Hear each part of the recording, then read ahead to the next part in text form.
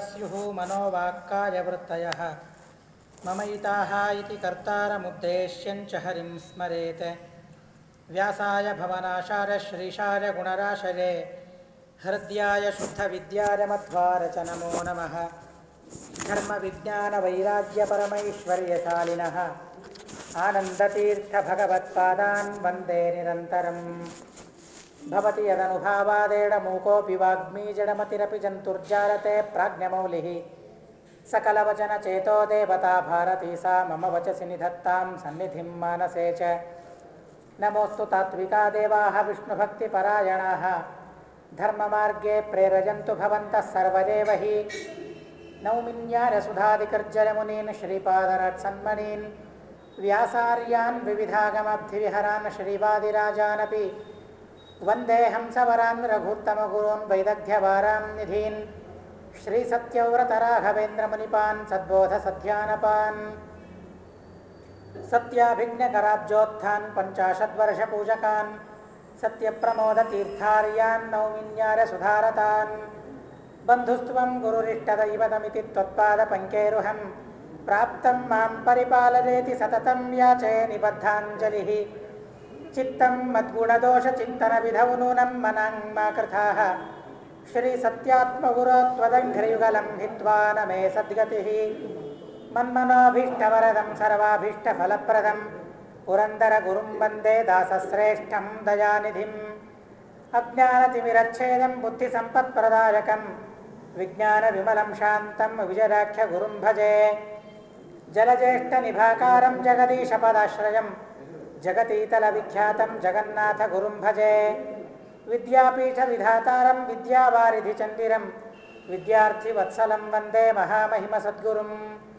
आपादमौलिपर्यन्तं गुरूणामाकृतिं स्मरेत तेन विघ्नाः प्रणश्यन्ति सिद्ध्यन्ति च मनोरथाः।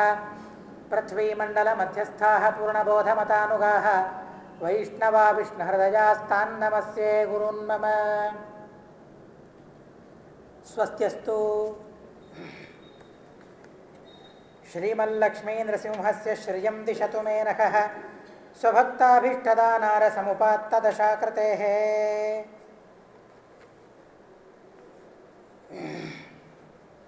ರಾಘವೇಂದ್ರ ಸ್ವಾಮಿಗಳ ವಿವಾಹ ಮಹೋತ್ಸವದ ವರ್ಣನೆಯನ್ನು 5ನೇ ಸರ್ಗದಲ್ಲಿ ನಾರಾಯಣಾಚಾರ್ಯರು ಬಹಳ ಸುಂದರವಾಗಿ ಮಾಡಿದ್ದಾರೆ. ಆ ವಿವಾಹದ ಉದ್ದೇಶ ಏನು ಅಂತ ತಿಳಿಸ್ತಾ, ವಿವಾಹದ ಸಂದರ್ಭದಲ್ಲಿ ಸೇರಿದ ಬಾಂಧವರ ಭಾವನೆಗಳು ಹೇಗಿರಬೇಕು, ಅವರು ಮಾಡುವ ಪರಸ್ಪರ ಗೌರವ ಉಪಚಾರಗಳು ಹೇಗಿರಬೇಕು. ನಾವು ಔಪಚಾರಿಕ ಅಂತ ಕರಿತೇವೆ.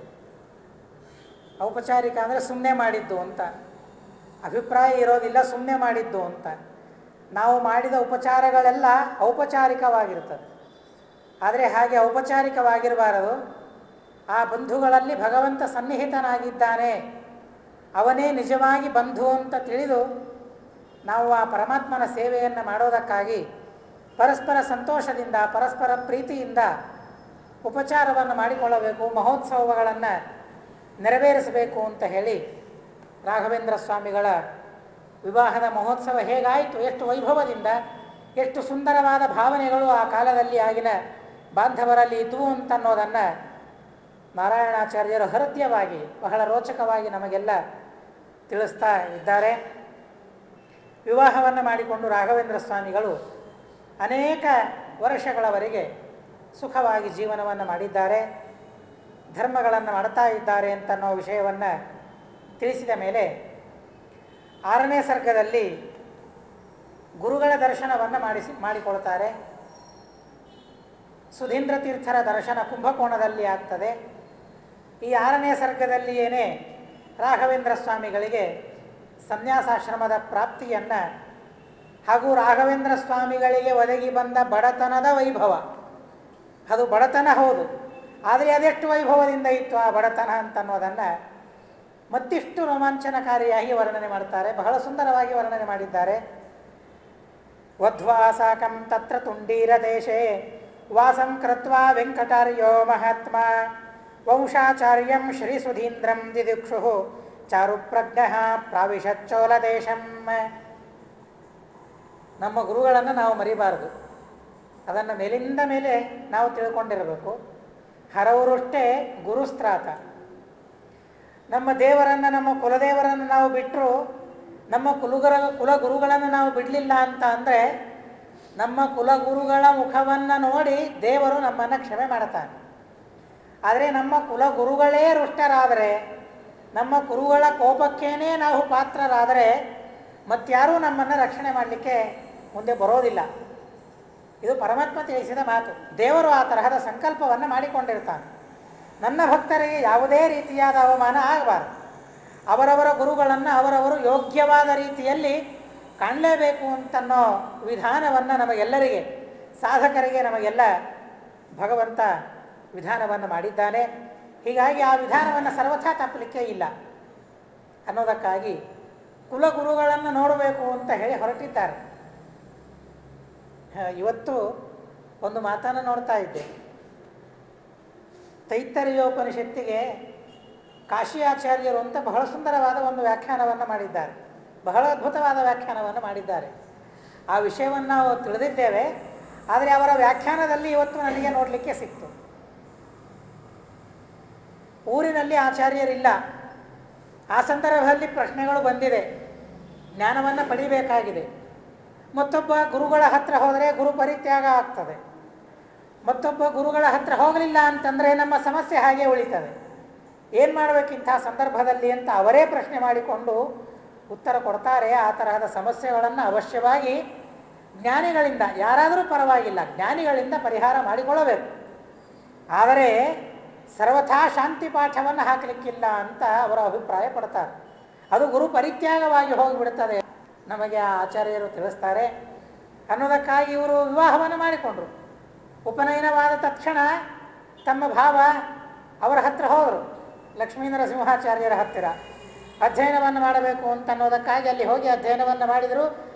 ಅವರನ್ನು ಬೆಚ್ಚಿಳಿಸುವ ಹಾಗೆ ಅಧ್ಯಯನವನ್ನು ಮಾಡಿದರು. ಅಷ್ಟು ಅದ್ಭುತವಾದ ರೀತಿಯಲ್ಲಿ ಅಧ್ಯಯನವನ್ನು ಮಾಡಿದರು. ನೋಡ್ರಿ, ಇವರ ಜೀವನ ನೋಡ್ರಿ. ಇವರ ಉಪನಯನ ಮಾತ್ರ ಉಪನಯನ ಆಗಲಿಲ್ಲ, ಇವರ ವಿವಾಹವೂ ಉಪನಯನ ಆಯಿತು. ಇವರ ವಿವಾಹವೂ ಉಪನಯನವಾಯಿತು. ವಿವಾಹ ಆಯಿತು, ಆ ಕ್ಷಣದಲ್ಲಿ ಗುರುಗಳ ಹತ್ರ ಹೋಗ್ತಾ ಇದ್ದಾರೆ. ಹಾಗಾದರೆ ಅವರ ಜೀವನದಲ್ಲಿ, ನಿಜವಾದ ಜೀವನದಲ್ಲಿ ಆ ವಿವಾಹ ಹೆಂಡತಿಯ ಜೊತೆಗೇನೆ ಸುಖವಾಗಿ ಇರಲಿಕ್ಕೆ ಅಂತ ಅವರು ತಿಳಿಲಿಲ್ಲ. ಇನ್ನಿಷ್ಟು ಜವಾಬ್ದಾರಿ ಹೆಚ್ಚಾಯಿತು ಅಂತ ಅವರು ಅಭಿಪ್ರಾಯ ಪಡ್ತಾರೆ. ವಿವಾಹ ಮಾಡಿಕೊಂಡಿದ್ದೇನೆ, ಇಷ್ಟರ ತನಕ ನಾನು ಮಾತ್ರ ತಿಳಿಯಬೇಕಾಗಿತ್ತು. ಗುರುಕುಲದಲ್ಲಿ ಇದ್ದಾಗ, ಬ್ರಹ್ಮಚಾರಿಯಾಗಿದ್ದಾಗ ನಾನು ಮಾತ್ರ ತಿಳಿದುಕೊಳ್ಳೋದು. ಯಾವಾಗ ನಾನು ಗೃಹಸ್ಥನಾದೆ, ಆ ಗುರುಗಳಿಂದ ಅಧ್ಯಯನವನ್ನು ಮಾಡಿ ಸಮಾವರ್ತನೆ ಅಂದರೆ ಗುರುಗಳಿಂದ ತಿರುಗಿ ಬರೋದು ಅಂತ ಅರ್ಥ. ವಿದ್ಯಾಧ್ಯಯನವನ್ನು ಮಾಡಿ ತಿರುಗಿ ತನ್ನ ಮನೆಗೆ ಬರೋದು, ಸಮಾವರ್ತನೆ ಮಾಡಿಕೊಳ್ಳೋದು ಅಂತ. ಹಾಗೆ ಸಮಾವರ್ತನೆ ಮಾಡಿಕೊಳ್ಳೋದು, ಗುರುಗಳಿಂದ ಮನೆಗೆ ಬರೋದು. ಗುರುಗಳಿಂದ ಮನೆಗೆ ಬಂದರು, ಗೃಹಸ್ಥರಾದರು. ಗೃಹಸ್ಥರಾದ ಮೇಲೂ ಸಹ ಮತ್ತೆ ಗುರುಗಳ ಹತ್ರ ಅವರು ಹೋಗ್ತಾ ಇದ್ದಾರೆ. ಹೋಗ್ತಾ ಅವರು ತಿಳಿಸ್ತಾರೆ, ನನ್ನ ಜವಾಬ್ದಾರಿ ಹೆಚ್ಚಾಯಿತು. ಇಂದಿನಿಂದ ನಾನು ಮತ್ತೊಬ್ಬರ ಪೋಷಣೆಯನ್ನು ಮಾಡಬೇಕು. ಪೋಷಣೆ ಅರ್ಥಾತ್ ಅವರಿಗೆ ಹೊಟ್ಟೆಗೆ ಮಾತ್ರ ಹಾಕೋದಲ್ಲದೇನೆ ಅವರ ತಲೆಗೂ ಆಹಾರವನ್ನು ನಾನು ಕೊಡಬೇಕು. ಹೆಂಡತಿ ಅಂದರೆ ಬರೀ ಅವರ ಪೋಷಣೆಯನ್ನು ಮಾಡುವ ಕರ್ತವ್ಯ ಮಾತ್ರ ನಮ್ಮ ಗಂಡಂದಿರದ್ದು ಅಂತ ನಾವು ತಿಳಿದಿರ್ತೇವೆ, ಸರ್ವಥಾ ಅಲ್ಲ. ಬರೀ ಪೋಷಣೆ ಮಾಡುವ ಕರ್ತವ್ಯ ಮಾತ್ರ ಅಲ್ಲ, ಅವರಿಗೆ ತತ್ವಜ್ಞಾನದ ಉಪದೇಶವನ್ನೂ ಮಾಡಬೇಕು ಅಂತ ಹೇಳಿದ್ದಾರೆ. ಸ್ತ್ರೀಯರ ಕರ್ತವ್ಯದಲ್ಲಿ ಬಹಳ ಸುಂದರವಾಗಿ ಹೇಳ್ತಾರೆ. ಅಗ್ನಿಪುರಾಣ ಹೇಳುವ ಮಾತು, ಸ್ತ್ರೀಯರಿಗೆ ಉಪದೇಶ ಮಾಡ್ತಾರೆ. ಪ್ರತಿನಿತ್ಯವೂ ಪತ್ಯು ಸಕಾಶಂ, ಗಂಡನ ಹತ್ರ ಹೋಗು ಅಂತ ಹೇಳ್ತಾರೆ. ಪ್ರತಿನಿತ್ಯ 3 ಅಥವಾ 2 ಸಾರಿಯಾದರೂ ಪತ್ಯು ಸಕಾಶಾತ್ ಶೃಣು ಧರ್ಮಸಾರಂ, ಧರ್ಮದ ಸಾರವನ್ನು ಕೇಳಬೇಕು ಅಂತ ಹೇಳಿದ್ದಾರೆ. ಗಂಡನ ಕಡೆಯಿಂದ ಧರ್ಮದ ಸಾರವನ್ನು ಉಪದೇಶ ಮಾಡಿಸಿಕೊಳ್ಳಬೇಕು, ಆ ತತ್ವಜ್ಞಾನವನ್ನು ಪಡೆದುಕೊಳ್ಳಬೇಕು ಅಂತ ಸ್ತ್ರೀಯರಿಗೆ ಧರ್ಮಶಾಸ್ತ್ರ ವಿಧಾನ ಮಾಡಿದೆ.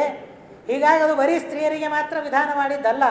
ಸ್ತ್ರೀಯರು ಗಂಡನ ಹತ್ತಿರ ಹೋಗಿ ತತ್ವೋಪದೇಶವನ್ನು ಪಡಿಬೇಕು. ಪುರುಷರಾದವರು ಸ್ತ್ರೀಯರಿಗೆ ಧರ್ಮದ ರಹಸ್ಯವನ್ನು ಉಪದೇಶ ಮಾಡಬೇಕು. ಹಾಗಾದರೆ ಉಪದೇಶ ಮಾಡಬೇಕಾದ್ರೆ ನನಗೆ ಜ್ಞಾನ ಬೇಕಲ್ಲ. ಹೀಗಾಗಿ ಇಲ್ಲಿಯ ತನಕ ನಾನು ಬರೀ ಓದ್ತಾ ಇದ್ದೆ, ಈಗ ನಾನು ಮತ್ತೊಬ್ಬರಿಗೆ ಉಪದೇಶ ಮಾಡುವ ಪ್ರಸಂಗ ಬಂತು ಅನ್ನೋದಕ್ಕಾಗಿ ಮತ್ತಿಷ್ಟು ವಿಶಿಷ್ಟವಾಗಿ ಆ ಅಧ್ಯಯನವನ್ನು ಮಾಡಬೇಕು. ಸಂದೇಹ ಬರುವ ಹಾಗೆ ಸರ್ವಥಾ ಉಪದೇಶವನ್ನು ಮಾಡಬಾರದು. ಅನ್ನೋದಕ್ಕಾಗಿ ಆ ಸುಧೀಂದ್ರ ಗುರುಗಳ ಹತ್ತಿರ ವಿದ್ಯಾಭ್ಯಾಸವನ್ನು ಮಾಡೋದಕ್ಕಾಗಿ ಹೊರಡ್ತಾ ಇದ್ದಾರೆ. ವಂಶಾಚಾರ್ಯಂ ಶ್ರೀ ಸುಧೀಂದ್ರಂ ದಿದೃಕ್ಷು, ವಂಶಗುರುಗಳವರು. ಹೀಗಾಗಿ ಕುಲ ದೇವರನ್ನು ನೋಡೋದಕ್ಕಾಗಿ ನಾವು ಹೇಗೆ ಮೇಲಿಂದ ಮೇಲೆ ಹೋಗಬೇಕೋ ಹಾಗೇನೆ ಕುಲ ಗುರುಗಳನ್ನು ನೋಡೋದಕ್ಕಾಗಿಯೂ ಸಹ ಹೋಗ್ತಾ ಇರಬೇಕು. ಅದರಲ್ಲಿಯೂ ಇದು ವಿಶಿಷ್ಟವಾದ ಪ್ರಸಂಗ. ವಿವಾಹವಾಗಿದೆ, ಹೆಂಡತಿಗೆ ಉಪದೇಶವನ್ನು ಮಾಡಿಸಬೇಕು.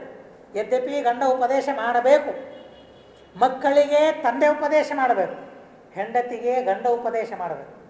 ಆದರೆ ಉಪದೇಶ ಮಾಡುವವರಿಗೆ ಏನು ಯೋಗ್ಯತೆ ಇರಬೇಕು ಅದನ್ನೊಂದು ಹೇಳಿದ್ದಾರೆ. ಗಂಡನಾದ ಮಾತ್ರಕ್ಕೆ ಉಪದೇಶ ಮಾಡುವ ಅರ್ಹತೆ ಇರೋದಿಲ್ಲ, ತಂದೆಯಾದ ಮಾತ್ರಕ್ಕೆ ಉಪದೇಶ ಮಾಡುವ ಅರ್ಹತೆ ಇರೋದಿಲ್ಲ. ಯಾವ ಮಂತ್ರವನ್ನು ಉಪದೇಶ ಮಾಡ್ತಾ ಇದ್ದಾನೆ ಆ ಮಂತ್ರದ ಸಿದ್ಧಿಯನ್ನು ಪಡೆದಿರಬೇಕು ಅಂತ ಹೇಳ್ತಾರೆ. ಆ ಮಂತ್ರದ ಸಿದ್ಧಿಯನ್ನು ಪಡೆದವರಿಗೆ ಮಾತ್ರ ಉಪದೇಶ ಮಾಡಲಿಕ್ಕೆ ಅಧಿಕಾರ, ಇಲ್ಲೇ ಹೋದರೆ ಅಧಿಕಾರ ಇರೋದಿಲ್ಲ. ಆ ಮಂತ್ರದ ಸಿದ್ಧಿ ಯಾವಾಗ ಬರ್ತದೆ ಅಂತ ಅಂದರೆ ಅಕ್ಷರ ಲಕ್ಷ ಜಪವನ್ನು ಶ್ರದ್ಧೆಯಿಂದ ಮಾಡಬೇಕು ಅಂತ ಹೇಳಿದ್ದಾರೆ. ಕೃಷ್ಣ ಮಂತ್ರದ ಉಪದೇಶವನ್ನು ಮಾಡಬೇಕಾದ್ರೆ 6 ಲಕ್ಷ ಕೃಷ್ಣ ಮಂತ್ರವನ್ನು ಶ್ರದ್ಧೆಯಿಂದ ಜಪ ಮಾಡಿ ಅದರ ಸಿದ್ಧಿಯನ್ನು ಪಡ್ಕೊಂಡಿರಬೇಕು ಅಂತ ಹೇಳ್ತಾರೆ. ಹೀಗಾಗಿ ಯಾರು ಆ ಮಂತ್ರದ ಸಿದ್ಧಿಯನ್ನು ಪಡೆದುಕೊಂಡಿದ್ದಾರೆ ಆ ಮಂತ್ರದ ಉಪದೇಶ ಮಾಡಲಿಕ್ಕೆ ಅವರು ಅರ್ಹರಾಗ್ತಾರೆ. ಮಕ್ಕಳಿಗೆ ಗಾಯತ್ರಿ ಮಂತ್ರದ ಉಪದೇಶವನ್ನು ಮಾಡಬೇಕಾದರೆ 24 ಲಕ್ಷ ಗಾಯತ್ರಿ ಮಂತ್ರವನ್ನು ಜಪ ಮಾಡಿರಬೇಕವರು ತಂದೆ. ಬರೀ ಅಷ್ಟು ಮಾತ್ರ ಅಲ್ಲ, ಉಪನಯನ ಮಾಡೋದಕ್ಕಿಂತಲೂ ಮೊದಲಿಗೆ 4-5 ದಿವಸಗಳಲ್ಲಿ ಉಪದೇಶ ಮಾಡುವ ಅಧಿಕಾರ ನನಗೆ ಬರಬೇಕು ಅಂತನ್ನೋದಕ್ಕಾಗಿ 10-12 ಸಾವಿರದವರೆಗೆ ಗಾಯತ್ರಿ ಜಪವನ್ನು ಪ್ರತ್ಯೇಕವಾಗಿ ಮಾಡಿರಬೇಕು.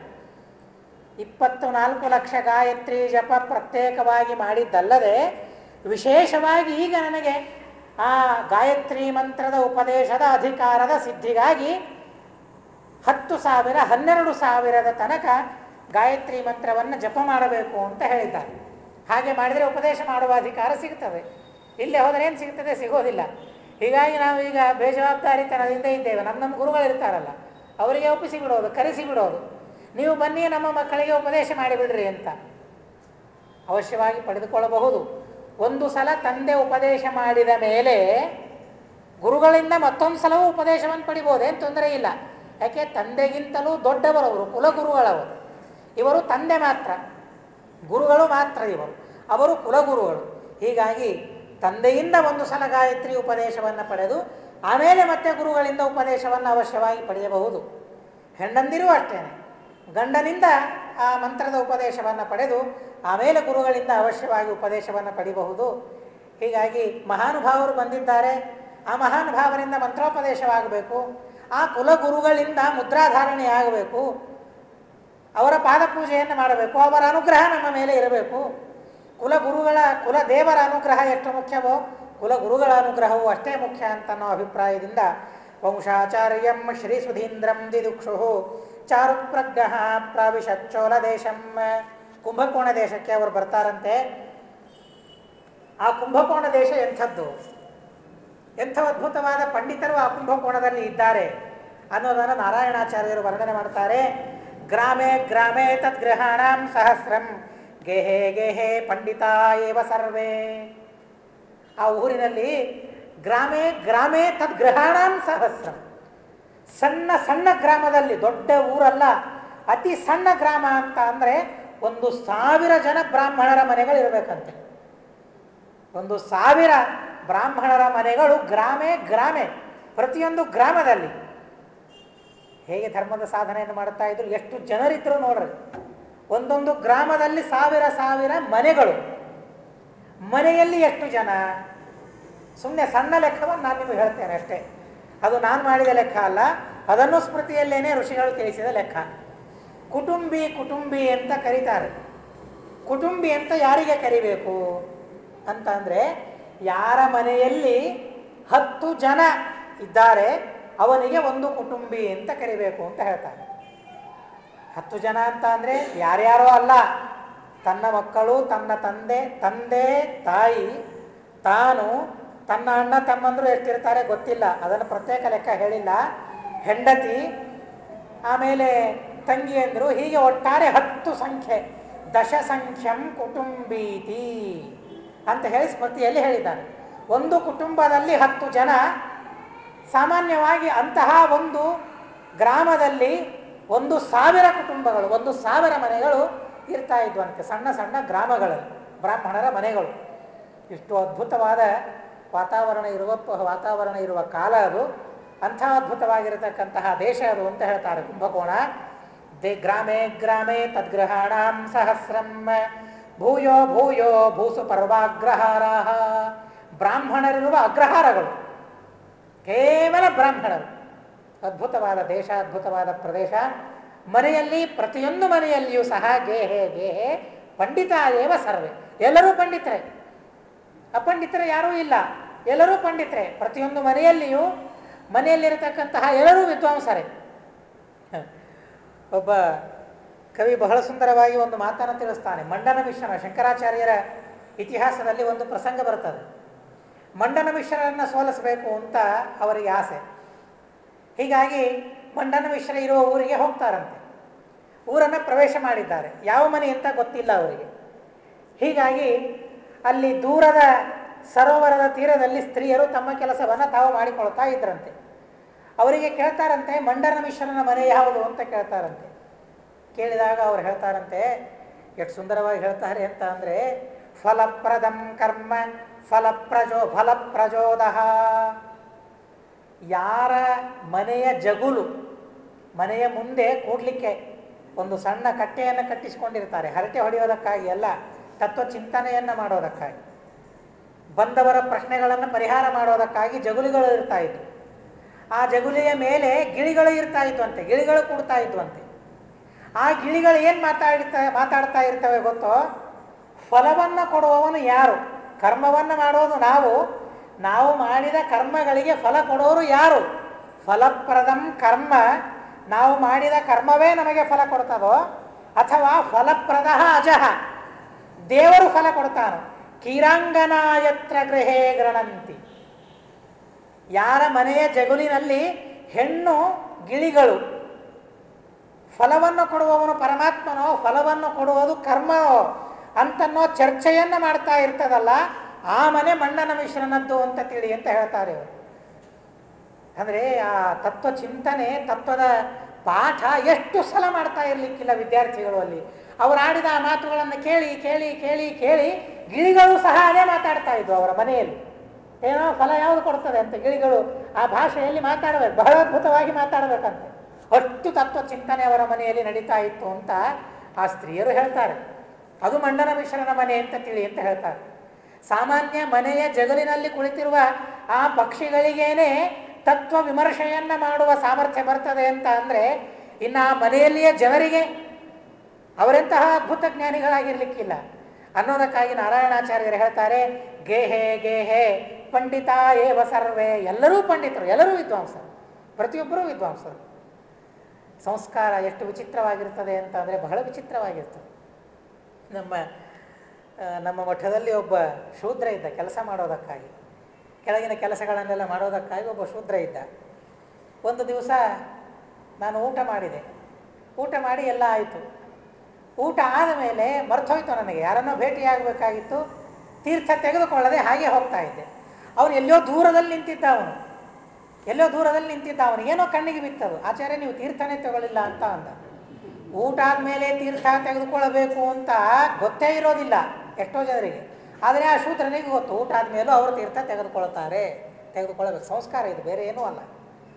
ಕೇವಲ ಸಂಸ್ಕಾರದಿಂದ ಆ ತರಹದ ಜ್ಞಾನ, ಪಾಂಡಿತ್ಯ, ಪ್ರತಿಭೆ ಅವಶ್ಯವಾಗಿ ಮನುಷ್ಯನಿಗೆ ಬರ್ತದೆ ಅನ್ನೋದಕ್ಕಾಗಿ ಅವರು ಹೇಳ್ತಾರೆ, ಗೇಹೆ ಗೇಹೆ ಪಂಡಿತ ಏವ ಸರ್ವೇ. ಎಲ್ಲರೂ ಪಂಡಿತರಿದ್ರು, ಎಲ್ಲರೂ ವಿದ್ವಾಂಸರಿದ್ರು ಅಂತ ಹೇಳಿ ನಾರಾಯಣಾಚಾರ್ಯರಂತಾರೆ, ಗ್ರಾಮೇ ಗ್ರಾಮೇ ಧ್ಯಾಪಕ ಜಾತ ಮಾತ್ರ ಗೇಹೆ ಗೇಹೆ ಸರ್ವಶಾಸ್ತ್ರಾಗಮಾನಂ ಸಾಯಂ ಪ್ರಾತರ ಹೋಮಧೂಮಾತಿ ನೀಲಂ ರೂಪೋಪೇತಂ ಯತ್ರ ನಿರೂಪಮಭ್ರಂ. ಅವರಂತಾರೆ, ಬಹಳ ಸುಂದರವಾಗಿ ಹೇಳ್ತಾರೆ, ಎಲ್ಲರ ಮನೆಯಲ್ಲಿ ಬರೀ ಪಂಡಿತರು ಮಾತ್ರ ಅಲ್ಲ, ಅಧ್ಯಾಪಕರಿದ್ರು ಅಂತ ಹೇಳ್ತಾರೆ. ಪಾಂಡಿತ್ಯ ಪಡೆಯೋದು ದೊಡ್ಡದಲ್ಲ, ಪಡೆದ ಜ್ಞಾನವನ್ನು ಮತ್ತೊಬ್ಬರಿಗೆ ಹೇಳೋದೇನಿದೆ ಅಲ್ಲ, ಅದು ಮತ್ತಿಷ್ಟು ಕಠಿಣವಾದ ಕೆಲಸ. ಹೀಗಾಗಿ ಮನೆಯಲ್ಲಿ ಅಧ್ಯಾಪಕರಿದ್ದರು. ಏನು ಅಧ್ಯಯನ ಮಾಡಿಸೋದು? ಎಲ್ಲ ವೇದಗಳನ್ನೂ ಅಧ್ಯಯನ ಮಾಡಿಸುವ ಸಾಮರ್ಥ್ಯ ಇರತಕ್ಕಂತಹ ಮಹಾನುಭಾವರು, ಮಹಾವಿದ್ವಾಂಸರು ಪ್ರತಿಯೊಂದು ಮನೆಯಲ್ಲಿ ಇದ್ದರು ಅಂತ ಹೇಳ್ತಾರೆ. ಇದು ಬರೀ ಜ್ಞಾನ ಮಾತ್ರ ಹೇಗಿತ್ತೋ, ಕರ್ಮದಲ್ಲಿ ಶೂನ್ಯರಾಗಿದ್ರು, ಕರ್ಮ ಶೂನ್ಯರಾಗಿದ್ರು ಅಂತ ಅಂದರೆ ಇಲ್ಲ, ಬೇಕಾದಷ್ಟು ಕರ್ಮಗಳನ್ನು ಸತ್ಕರ್ಮಗಳನ್ನು ಅನುಷ್ಠಾನ ಮಾಡ್ತಾ ಇದ್ರು ಅಂತ ಹೇಳ್ತಾರೆ. ನಮ್ಮ ಶಾಸ್ತ್ರದಲ್ಲಿ ಆಕಾಶಕ್ಕೆ ಬಣ್ಣ ಇದೆ ಏನು ಅಂತ ಕೇಳಿದರೆ ಇಲ್ಲ ಅಂತ ಹೇಳ್ತಾರೆ. ಆಕಾಶ ನಿರೂಪ, ಅದಕ್ಕೆ ರೂಪ ಇಲ್ಲ. ನಮಗೇನು ಕಾಣಿಸ್ತದಲ್ಲ ಅದು ಭ್ರಾಂತಿ ಮಾತ್ರ ಅಂತ ಹೇಳ್ತಾರೆ. ಹಾಗಾದರೆ ನಾರಾಯಣಾಚಾರ್ಯರಂತಾರೆ ಭ್ರಾಂತಿ ಮಾತ್ರ ಅಂತಂತಾರಲ್ಲ, ಆ ಭ್ರಾಂತಿ ಆದರೂ ಹೇಗೆ ಬರ್ತಾ ಇತ್ತು? ಆಕಾಶ ನೀಲಿ ಇದೆ, ನಿರೂಪ ಆಕಾಶ, ರೂಪರಹಿತ, ಆಕಾಶಕ್ಕೆ ರೂಪ ಇಲ್ಲ ಅಂತ ಹೇಳಿದ್ದಾರೆ. ಹಾಗಾದರೆ ರೂಪ ಇಲ್ಲದ ಆಕಾಶಕ್ಕೂ ಸಹ ಕರಿರೂಪವನ್ನು ತಂದು ಕೊಡ್ತಾ ಇದ್ರಂತೆ ಇವರೆಲ್ಲ. ಹೇಗೆ? ಯಜ್ಞವನ್ನು ಮಾಡಬೇಕು ಪ್ರತಿನಿತ್ಯ. ಯಜ್ಞವನ್ನು ಮಾಡಿದ ಆ ಧೂಮ ಆಕಾಶಕ್ಕೆ ಏರಬೇಕು. ಹೀಗಾಗಿ ಆಕಾಶ ನೀಲಿಯಾಗಿ ಕಾಣ್ತಾ ಇತ್ತಂತೆ, ಕಪ್ಪಾಗಿ ಕಾಣ್ತಾ ಇತ್ತಂತೆ. ಆ ಧೂಮದ ಹೊಗೆ ಎಲ್ಲ ಕಡೆಗೆ ವ್ಯಾಪ್ತವಾಗಿ ಇರ್ತಾ ಇತ್ತು ಅಂತ ಹೇಳ್ತಾರೆ. ಯಾವುದೋ ಒಂದು ಪುರಾಣದಲ್ಲಿ, ನನಗೆ ಸರಿಯಾಗಿ ಲಕ್ಷ್ಯಕ್ಕಿಲ್ಲ, ಒಂದು ಋಷಿಗಳ ಆಶ್ರಮದಲ್ಲಿ ಪ್ರತಿನಿತ್ಯ ಇದೇ ತರಹದ ಹೋಮಗಳು. ಋಷಿಗಳ ಆಶ್ರಮ ಅಂತಂದರೆ ಅಲ್ಲಿ ಒಬ್ಬ ಋಷಿ ಇರೋದಿಲ್ಲ, ಒಬ್ಬ ಋಷಿ ಪ್ರಧಾನವಾಗಿ ಇರ್ತಾನೆ. ಆ ಆಶ್ರಮಕ್ಕೆ ಯಜಮಾನಿಯವರು. ಆ ಆಶ್ರಮದಲ್ಲಿ ಅನೇಕ ಋಷಿಗಳಿರ್ತಾರೆ, ತಮ್ಮ ತಮ್ಮ ಸಾಧನೆಗಳನ್ನು ಮಾಡಿಕೊಳ್ತಾರೆ. ಸಣ್ಣವರೆಲ್ಲರೂ ಅವರನ್ನು ಆಶ್ರಯಿಸಿಕೊಂಡು ಇರ್ತಾರೆ. ಇವರ ಆಶ್ರಮದಲ್ಲಿ ನಾನು ಸುಖವಾಗಿರ್ತೇನೆ ಅಂತ ಯಾರಿಗೆ ವಿಶ್ವಾಸ ಇರ್ತದೆ ಅಂಥವರೆಲ್ಲರೂ ಆ ಆಶ್ರಮದಲ್ಲಿ ಇರ್ತಾರಂತೆ. ವರಿಷ್ಠರ ಆಶ್ರಮವನ್ನು ವರ್ಣನೆ ಮಾಡ್ತಾರೆ. ಹಾಗೆ ಅನೇಕ ಜನ ಋಷಿಗಳು ವರಿಷ್ಠರ ಆಶ್ರಮದಲ್ಲಿ ಆಶ್ರಯವನ್ನು ಪಡೆದುಕೊಂಡು ವಿಚಿತ್ರವಾಗಿ ತಪಸ್ಸನ್ನು, ಯಜ್ಞಾದಿ ಕರ್ಮಗಳನ್ನು ಮಾಡ್ತಾ ಇರ್ತಿದ್ರು ಅಂತ ಹೇಳ್ತಾರೆ. ಅಂತಹ ಋಷಿಗಳ ಆಶ್ರಮಕ್ಕೆ ಪಾಪ ಒಬ್ಬ ಹೆಣ್ಣು ಮಗಳು ರಾಣಿ, ಅವಳಿಗೆ ಮಕ್ಕಳಾಗಿದ್ದಿಲ್ಲ. ಹಾಗಾದರೆ ಬಹಳ ದಿವಸ ವಿಚಾರ ಮಾಡ್ತಾಳೆ, ಏನೆಲ್ಲ ಉಪಾಯಗಳನ್ನು ಮಾಡ್ತಾರೆ, ಆದರೂ ಮಕ್ಕಳಾಗೋದಿಲ್ಲ. ಕೊನೆಗೆ ಋಷಿಗಳಿಗೆ ಹೋಗಿ ಕೇಳೋಣ ಅಂತ ಹೇಳಿ ಆ ಋಷಿಗಳ ಆಶ್ರಮಕ್ಕೆ ಬರ್ತಾಳಂತೆ. ಆಶ್ರಮಕ್ಕೆ ಬಂದಾಗ ಅಲ್ಲಿ ಹೋಮ ಮಾಡ್ತಾ ಇದ್ರು. ಆ ಹೋಮದ ಧೂಮ, ಹೊಗೆ, ಆ ಹೊಗೆಯನ್ನು ಆಘ್ರಾಣನ ಮಾಡಿದ ಮಾತ್ರಕ್ಕೆ ಅವಳು ಗರ್ಭಿಣಿಯಾಗ್ತಾಳಂತೆ, ಗರ್ಭವತಿ ಆಗ್ತಾಳಂತೆ. ಕೆಲವು ಹೋಮದ ಧೂಮಗಳಿಂದ ಗರ್ಭಿಣಿಯರಾಗಿ ಬಿಡ್ತಾರೆ. ಆ ತರಹದ ಅದ್ಭುತವಾದ ಸಾಮರ್ಥ್ಯ ಆ ಹೊಗೆಗಳಿಗೆ ಇರ್ತದೆ. ಅದ್ಭುತವಾದ ಹೊಗೆಗಳದು, ಮಂತ್ರಪೂತವಾದ ಆ ಹವಿಸ್ಸನ್ನು ಆ ಅಗ್ನಿಯಲ್ಲಿ ಹಾಕಿದಾಗ ಆ ಅಗ್ನಿಯಿಂದ ಹೊರಬಂದ ಅತಿ ಶುದ್ಧವಾದ ಪದಾರ್ಥಗಳನ್ನು ಅಗ್ನಿಯಲ್ಲಿ ಹಾಕೋದು. ವಿಹಿತವಾದ ಪದಾರ್ಥಗಳನ್ನು ಮಂತ್ರಾನುಸಂಧಾನ, ಅರ್ಥಾನುಸಂಧಾನ ಪೂರ್ವಕವಾಗಿ ಆ ಯಜ್ಞದಲ್ಲಿ ಅಗ್ನಿಯಲ್ಲಿ ಹಾಕಿದಾಗ ಅಲ್ಲಿಂದ ಹೊರಗೆ ಬಂದ ಧೂಮ ಏನಿದೆ ಅಲ್ಲ, ಅದನ್ನು ಪಾನ ಮಾಡಿದರೆ ಸಾಕು. ಆ ಧೂಮಪಾನ ಮಾಡಬೇಕು, ಯಾವುದೋ ಧೂಮಪಾನ ಅಲ್ಲ, ಯಜ್ಞದ ಧೂಮದ ಪಾನವಾಗಬೇಕು. ಅದು ಆರೋಗ್ಯಕ್ಕೆ ಹಾನಿಕರ ಅಲ್ಲ, ಅದು ಪುಣ್ಯವನ್ನು ತಂದು ಕೊಡ್ತದೆ, ಪುಣ್ಯಾಭಿವೃದ್ಧಿಕರ. ಹೆಚ್ಚು ಹೆಚ್ಚು ಪುಣ್ಯವನ್ನು ನಮಗೆ ತಂದು ಕೊಡ್ತದಂತೆ, ನಮ್ಮ ಅನೇಕ ರೋಗಗಳನ್ನು ಪರಿಹಾರ ಮಾಡ್ತದಂತೆ. ಅಂತಹ ಯಜ್ಞಗಳಿಂದಲೇ ಯಜ್ಞಾದ್ಭವತಿ ಪರ್ಜನ್ಯ. ಕೃಷ್ಣ ಪರಮಾತ್ಮ ಗೀತೆಯಲ್ಲಿ ಹೇಳ್ತಾನೆ, ಇವತ್ತು ಮಳೆಯೆಲ್ಲ ಕಡಿಮೆಯಾಗಿದೆ. ಮಳೆಯ ಆಸೆಯನ್ನಿಟ್ಟುಕೊಂಡು ಯಾರೂ ಇರೋದಿಲ್ಲ. ಯಾವ ರೈತನೂ ಮಳೆಯ ಆಸೆಯನ್ನಿಟ್ಕೊಳ್ಳೋದಿಲ್ಲ. ಮಳೆ ಬರ್ತದೆ, ನಾನು ಧಾನ್ಯವನ್ನು ಹಾಕಿದರೆ ಸಾಕು ಅಂತನೋ ಪ್ರಸಂಗ ಈಗಿಲ್ಲ.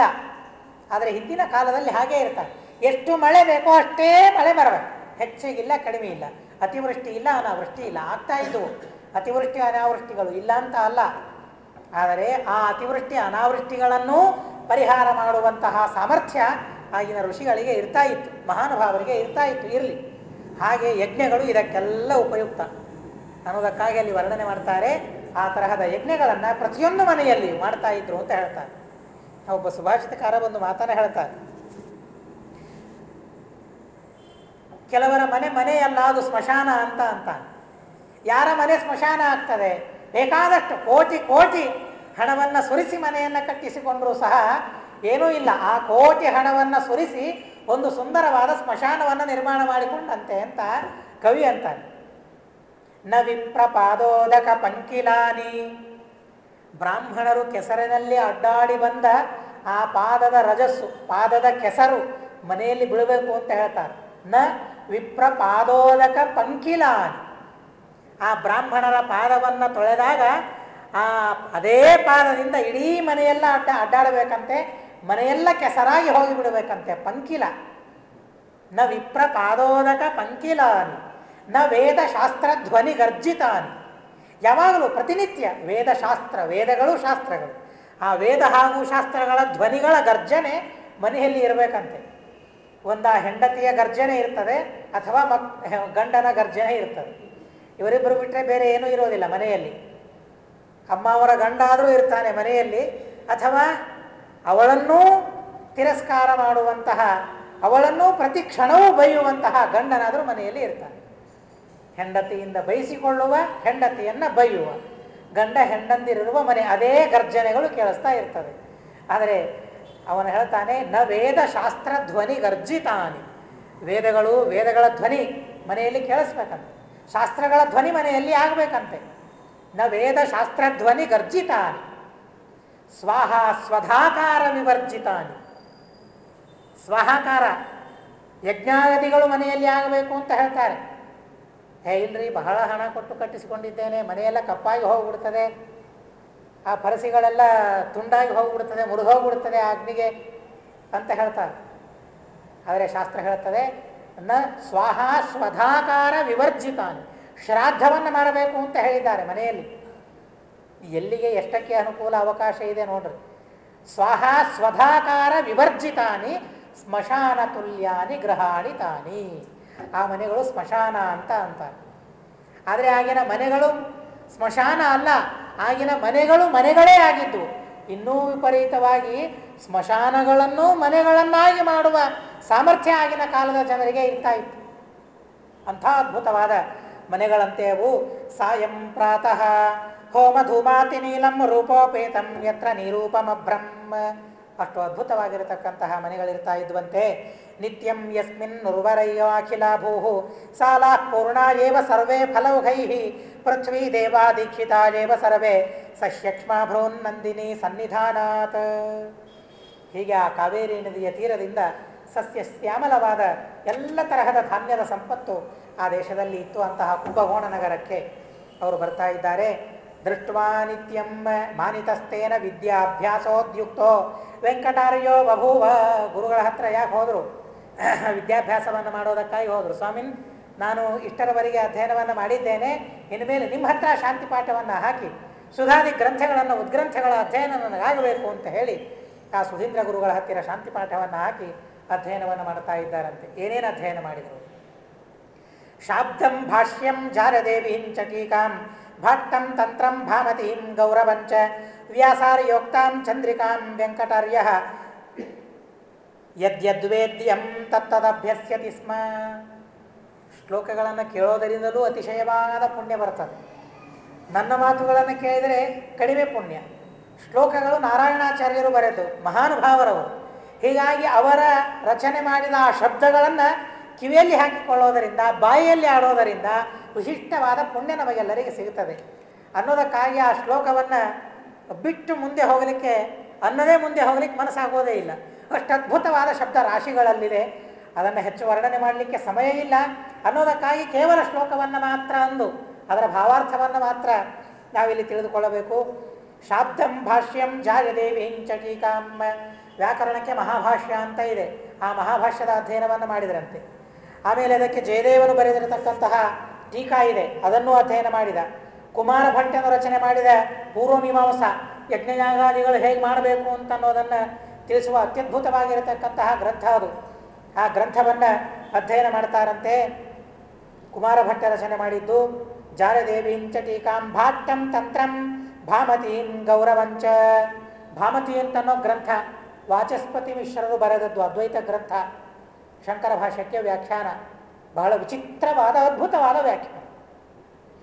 ಏನು ನಿಷ್ಠೆ ಅವನಿಗೆ ಅಂತ ಅಂದರೆ, ಇತಿಹಾಸವನ್ನು ನಾವು ಕೇಳ್ತೇವೆ ಅಂದರೆ ಸುಮ್ಮನೆ ನೆನಪಿಗೆ ಬಂತು ಅಂತ ಅನ್ನೋದಕ್ಕಾಗಿ ಆಗಿನ ಕಾಲದ ಅದ್ವೈತಿಗಳಿಗೂ ಸಹ ನಿಷ್ಠೆ ಅಂಥದ್ದು ಇರ್ತಾ ಇತ್ತು. ಎಷ್ಟು ಅದ್ಭುತವಾದ ನಿಷ್ಠೆ ಇರ್ತಾ ಇತ್ತು. ಮದುವೆ ಮಾಡಿಕೊಂಡಂತೆ ವಾಚಸ್ಪತಿ ಮಿಶ್ರ. ಮದುವೆ ಆದಮೇಲೆ ಮದುವೆ ಆಯಿತು ಅಂತಲೇ ಅವನಿಗೆ ಕಲ್ಪನೆ ಇಲ್ಲ. ಅವನ ಉದ್ದೇಶ ಏನು? ಭಾಷ್ಯಕ್ಕೆ ವ್ಯಾಖ್ಯಾನವನ್ನು ಮಾಡಬೇಕು ಅಂತ. ಹೀಗಾಗಿ ಭಾಷ್ಯಕ್ಕೆ ವ್ಯಾಖ್ಯಾನವನ್ನು ಮಾಡಲಿಕ್ಕೆ ಕುಳಿತು ಬಿಟ್ಟ. ಎಷ್ಟೋ ವರ್ಷಗಳು ಕಳೆದು ಹೋದ್ವಂತೆ, ಎಷ್ಟೋ ವರ್ಷಗಳು ಕಳೆದು ಹೋದ್ವು. ಆಮೇಲೆ ಅಷ್ಟೆಲ್ಲ ವರ್ಷಗಳು ಕಳೆದು ಹೋದ ಮೇಲೆ ನೋಡ್ತಾನೆ, ಹೆಂಡತಿ ಸೊರಗಿ ಹೋಗಿದ್ದಾಳೆ. ಯಾರು ನೀನು ಅಂತ ಕೇಳ್ತಾನೆ ವಾಚಸ್ಪತಿ ಮಿಶ್ರ. ಎಂಥ ಹಣ ಬರಹ ನೋಡಿ ಅವರು. ಯಾರು ನೀನು, ಯಾಕೆ ಇಲ್ಲಿ ಇದ್ದಿ, ಯಾಕೆ ಬಂದಿದ್ದಿ ಅಂತ ಕೇಳ್ತಾನೆ.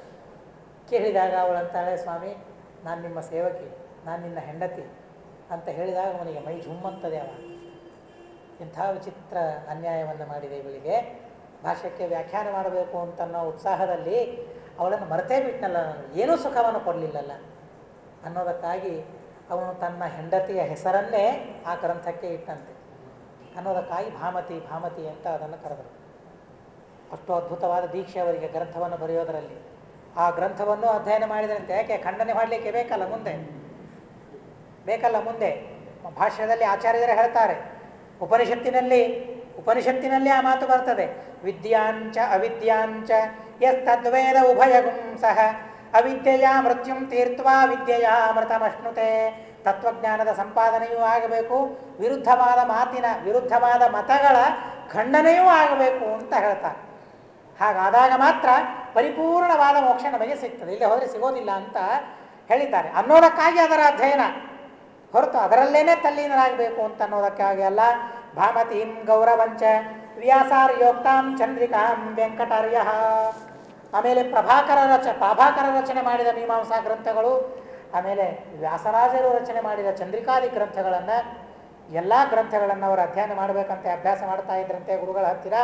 ಯದ್ಯದ್ ವೇದ್ಯಂ ತತ್ತದ್ ಅಭ್ಯಸ್ಯತಿ ಸ್ಮ. ಯಾವುದು ತಿಳಿಬೇಕು ಅಂತ ಶಾಸ್ತ್ರದಲ್ಲಿ ಹೇಳಿದ್ದಾರೆ ಅದನ್ನೆಲ್ಲ ಅಧ್ಯಯನ ಮಾಡಲಿಕ್ಕೆ ಪ್ರಾರಂಭ ಮಾಡಿದ್ದಾರೆ ವೆಂಕಟನಾಥಾಚಾರ್ಯರು. ಪ್ರಾತಸ್ನಾತ್ವ, ಅದರಲ್ಲಿಯೂ ಒಂದು ಕ್ರಮವನ್ನು ಹೇಳ್ತಾರೆ, ವಿಶಿಷ್ಟವಾದ ಕ್ರಮವನ್ನು ಹೇಳ್ತಾರೆ. ಬೆಳಿಗ್ಗೆ ಎದ್ದ ತಕ್ಷಣ ತರ್ಕ ಪುಸ್ತಕವನ್ನು ಹಿಡಿದುಕೊಂಡು ಕೊಡೋದಲ್ಲ. ಬೆಳಿಗ್ಗೆ ಎದ್ದ ತಕ್ಷಣ ಸಾಧು ವೇದಾಂತ ಭಾಷ್ಯಂ.